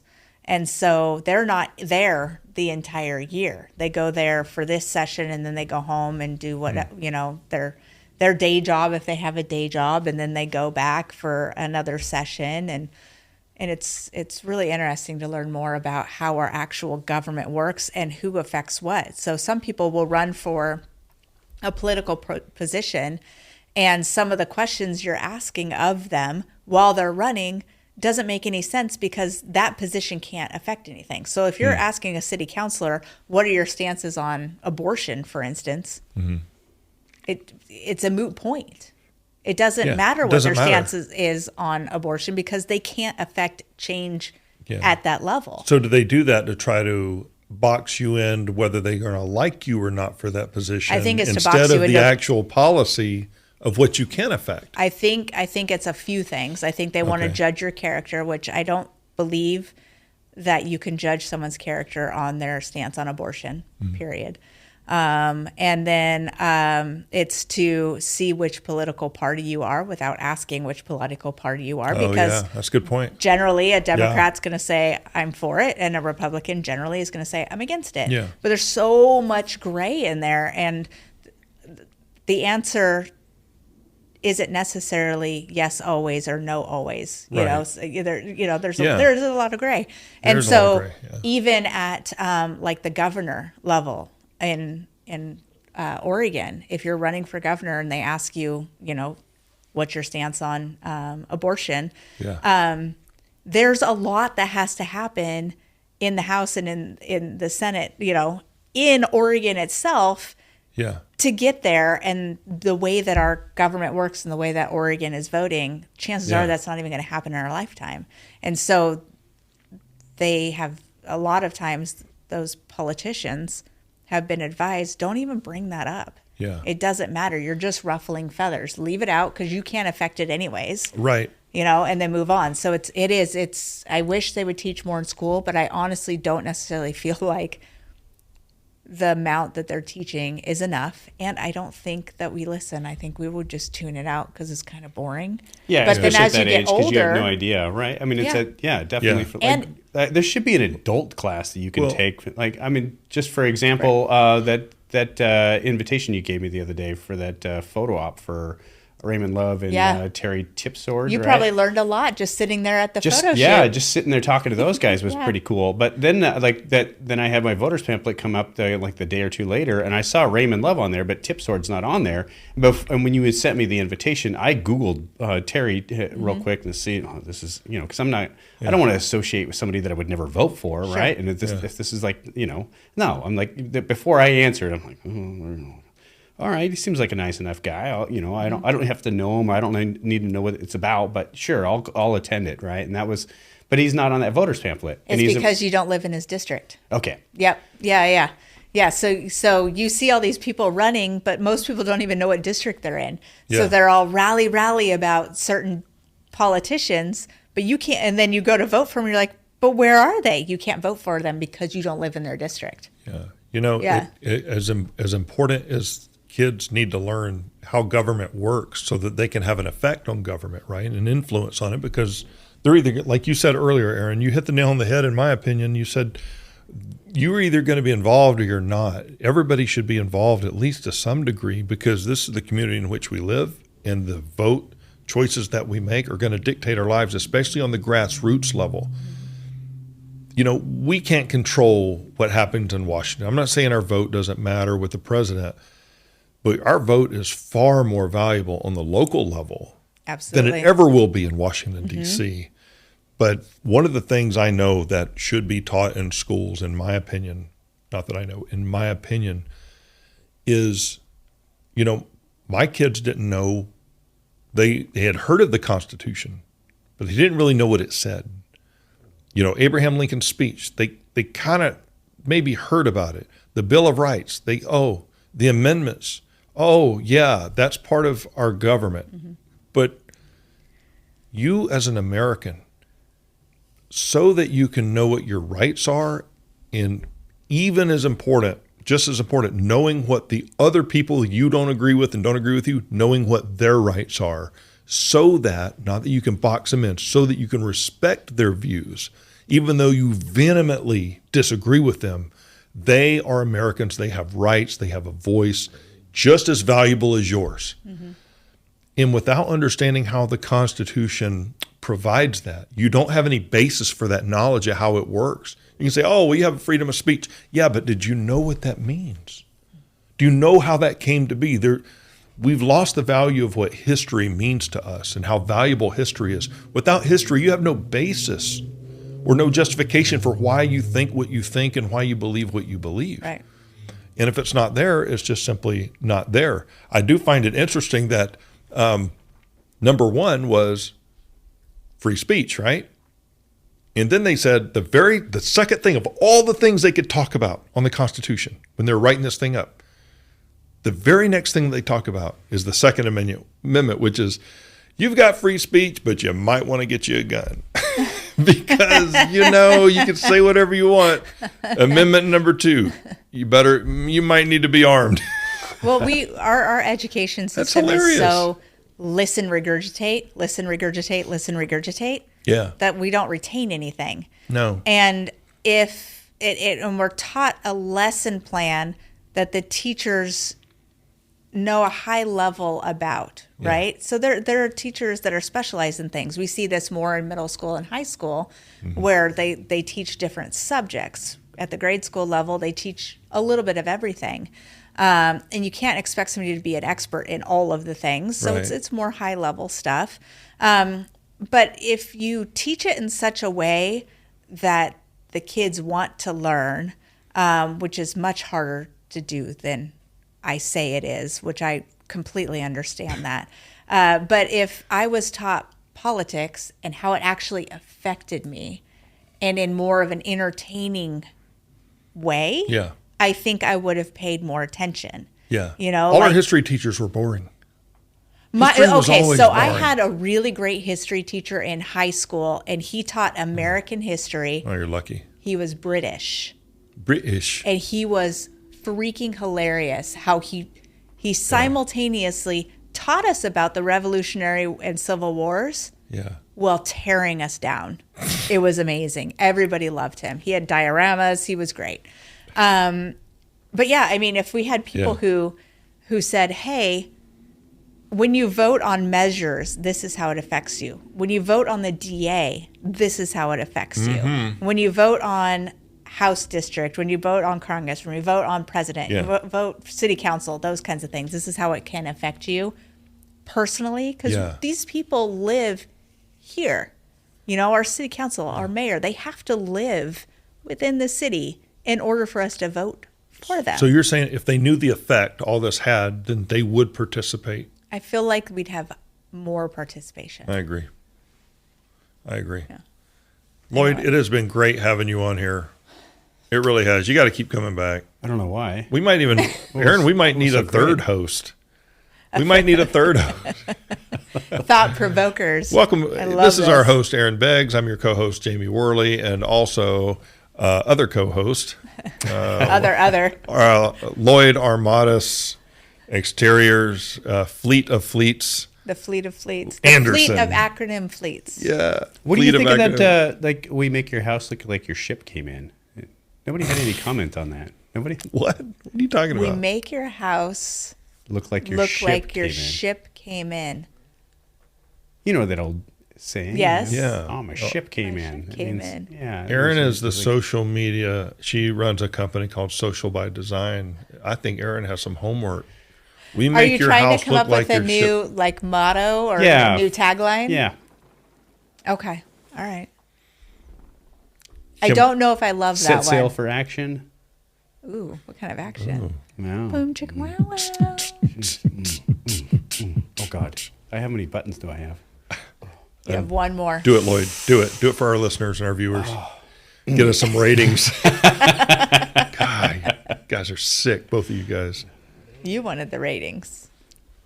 I just want one more listener this week than we had last week, and so on and so forth. I do want to Then ask we'll you have before we end this session, I do want your opinion on this, all right? So Mine? Yes, I want your geez. opinion specifically, right? And I'm going back to this damn stars and stripes bucket right here, right? Okay. Yeah. Because I told you I have that jacket. You've seen that jacket, the one that has the like half torn American flag on the back of my jacket? Yes. Yes. Okay. So I bought that jacket last year, and I saw that jacket, and it's got a concealed weapon slot on it. I was like, oh my God. But I looked everywhere for this jacket that didn't have the flag on it because I wanted that concealed weapon slot, right? Yeah.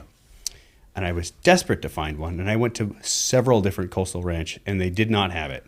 And I finally went, man, the only reason I don't want this stupid jacket with this stupid American flag on it is I don't want anybody to look at this jacket and see that American flag and go, oh, he's another bigot. Yeah. That's literally my opinion. Can I give you my opinion? Yeah. Can I give you my I don't think he very was asking you. Can I give you my very purple Democrat opinion? Purple. Purple. That's blue. Rain. Don't do that again, please. Look, the Sasquatch's head's moving. Don't do that again. He's shaking his head no. I feel like there is nothing wrong for having pride in these United States. I think exactly. But that's the problem. Is it is a problem. I think that people look at that coat and they go, it's a bigot, I think it's not because pride. it's associated, flags like that, flags in general, are more associated with Southern redneck Republicans. It's just associated that way. Yeah. If you go to other countries, most other countries don't have vehicles with flags on the back of them or people hanging out their flags at their front door or on their porch. There are very few countries that are so prideful that do that. I do not like that our flag is associated negatively because we fly our flag. We're very proud of it. My husband is a Marine, and we fly it regularly. We have a nice big one. It's on the flagpole that he got from his grandfather when his grandfather passed away. Yeah. His grandfather had a flagpole in his front yard. He would raise the flag in the morning, take it down at night. I mean, it was a thing. He always did it. And I think that there is nothing wrong with being prideful in the American flag, and we should be able to wear it other than just the week that surrounds the 4th of July. Agreed. And I am sorry you feel that way and you had to go through so much effort to not be associated with that certain sector of people in order to have pride for your own country. I think that sucks. I think that's Yeah, it used and to if be I a could nice say thing. this, I mean, if I could say this, Lloyd, the only people that have a problem with your flag are the ones waving one themselves for their group. Those are typically the people. It's just an incredible double standard that one group can fly flags, but when you fly the American flag that gave them the very freedom they have to wave their own, they're the ones that have a problem typically, not always. Everybody's got a flag these days. Everybody's got a flag. But when you wave the one that provides the very rights that they stand on to have freedom of speech and expression and to worship, whatever God they choose to worship, whatever belief system they have, when there's a problem with that flag, screw those people. You know what I mean? It's a horrible double standard, and you shouldn't care what people who have those types of double standards care about anyway. And here's the thing, and I'm not just talking about the gay community that has their pride flag and all that. All kinds of groups have their different flags. Right. The NRA has a flag. The Christians have their flag with the cross. People are waving flags right now, okay? And it's okay. All of it's okay. Wave your flag. It doesn't matter. But don't criticize me for waving mine while you are afforded the opportunity to wave yours. Well, the American flag is just very offensive to me. Well, so is your flag. What about that? Mm-hmm. Do my feelings matter? No, because you're a bigot. And see, I'm getting worked up a little bit, not because I disagree with these other groups. I don't agree with what they believe in, but I have friends who are very closely tied to those communities. We can still be friends. They don't agree with my stance as a Christian. Who cares? Who cares? What does that mean? Does that mean we can't be friends? Does that mean we can't just because I don't agree with what you believe? Well, you don't agree with what I believe either, but for some reason that doesn't matter. Only thing that matters is that they disagree with my belief. But when I disagree with theirs, I'm a hater. You know what I mean? There's this double standard. And if somebody has a problem with your American flag, you don't need to be worried about that, in my opinion. It's hard because we run businesses, and a business can be affected by those things. Right. Just ask Bud Light. Yeah. How'd that work out? You know what I mean? And I'm not saying Bud Light did anything wrong, but I'm saying is there are consumers who are going to respond to whatever political stance you and I and Aaron take, because all three of us own businesses. However, I do not think having the American flag should be a political stance, period. What do you mean by that? I don't think the American flag is political. Yeah, it shouldn't be viewed as much. But that was my biggest struggle. That's literally why I wasn't. It's not so that It's not that I don't want to. I have no problem with an American flag. That's not obviously I wear it on my jacket. But right. I was like, I don't want people to view me as this. And I remember 5 years ago we went on a camping trip, and my brother-in-law went, and he's ex-military, and he at the end of his trailer he posted up an American flag. This is 5 years ago. Okay, if you think about during 5 years ago, what was going on then, right? And he has his flag on the end of his trailer. And I remember somebody riding by in their big old truck, and they stopped to go, ha ha, bunch of goddamn Donald Trump lovers, and then took off. I'm like, yeah, there's because the key. Because of the American flag? What? There's the key. Then they took off. There's the key. But that was the point. Like 5 years ago was a Donald Trump thing. Today it's a bigotry and narrow-minded ignorance and just it's just changed perception and can we just not have an American flag that stands for the United States and not something else? Too many people died for that flag. Aaron's right, though. She's 100% right. It's merely an association, an inappropriate one. Just because, and I'll tell you why.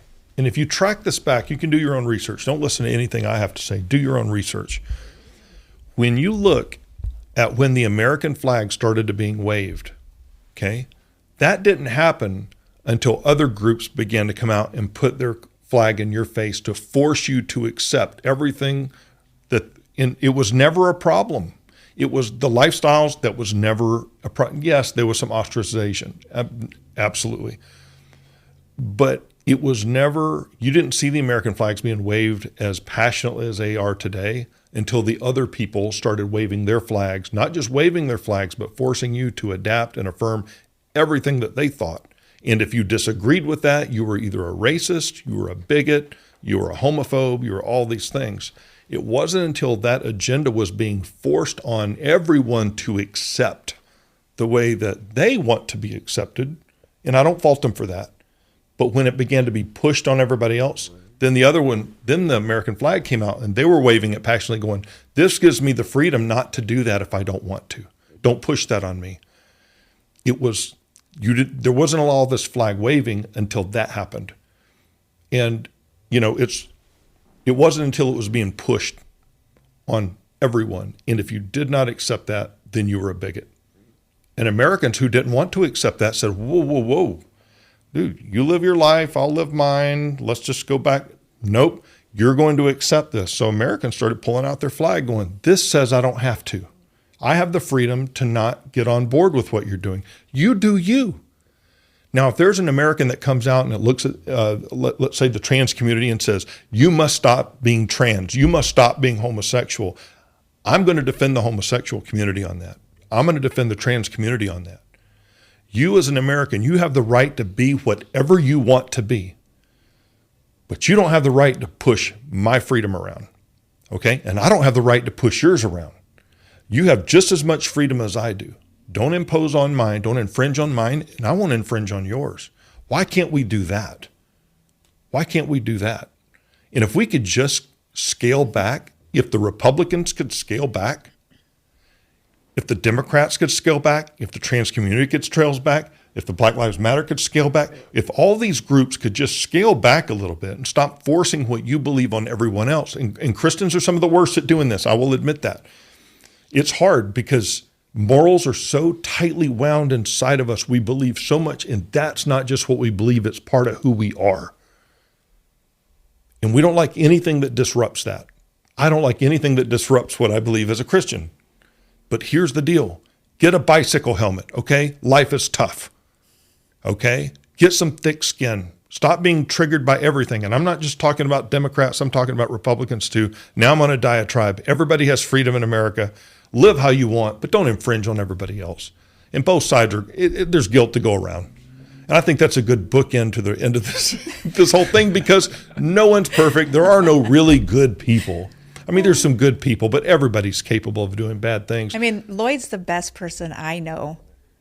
Morally, you don't know many people then, morally, and he was going to steal this giant piece of equipment in the middle of some poor guy's field. So I wasn't. That was the point. I didn't want to. I struggled with why it was in my head. Oh yeah, you hear how his tune's changed, Aaron? Yeah. Now his tune is changing. Listen, I got out of my truck. I took the American flag down off the back of the truck. I put it under my seat and went, "Why do I want to steal this equipment?"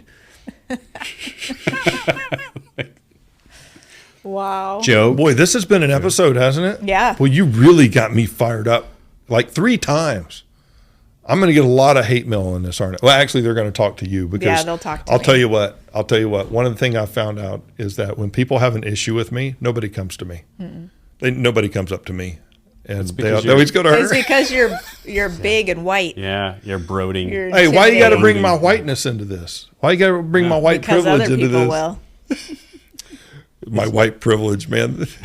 My dad. It's not a privilege anymore. You know that, right? It's very quickly just disintegrating. To be my You're dad. welcome. My dad grew up homeless. My dad grew up a little bit homeless in Atlanta, and somebody told him he owned a company. Oh, you and your white privilege. He bought. I thought he was gonna. Anyway, that's just a very dangerous thing to say. Very dangerous thing to say. Yeah. Well, Anyway, on that note, Lloyd, thank you for being here today and riling up this guy. Like I said, he has many soapboxes that he likes to stand on. At least I'm clean. I like Lots poking of the bear. soap. It's nice. Well, this morning at one of my referral groups, we were talking about active listening and listening to learn and understand more so than to react and respond. And so why not ask these questions? I may not agree with everything that comes out of your mouth or that you didn't steal the equipment. I would have. You want to know where it is? Yeah, I do, actually. I could use $10,000. Is it worth more now? No. Oh, dang. All right. But I think it's important that we have conversations that are open-minded so we can educate ourselves into why other people think that the way that they do. And it may change our minds and it may not. And that's okay either way. Agreed. We can have our own opinions, and that's okay. As long as they don't conflict with other people's. That's right. Absolutely. And as long as you listen to this podcast, Yeah. share with your friends. But what do we know? We're just 3 white people, right? We are. Oh God! Look, come on, we're trying to wind this down, and you're going to get me going again. You're winding him up. Yes, but I mean, like, come on, he's like a okay, man. Jack in the Box. I wasn't going to say I really got to use the bathroom really bad, and I have for the last 25 minutes. Pop goes Jamie. I'm no weasel. Okay, I thought you were going to call me a weasel. I'm not a weasel. All right, I'm pretty slippery though. Should I say the things? Yeah. Like, subscribe, share, punch, do all the things, and we'll see you next week. Yeah. Yeah, we're out. And hopefully he'll have some diversity. Maybe not. Oh, jeez. Would you stop it already? Bye. Bye. That's not how you normally say it. How do I normally say it? You do it. Bye. That's it. Toodles. Bye. Oh, toodles. Damn, you got... I don't know if y'all did that on purpose.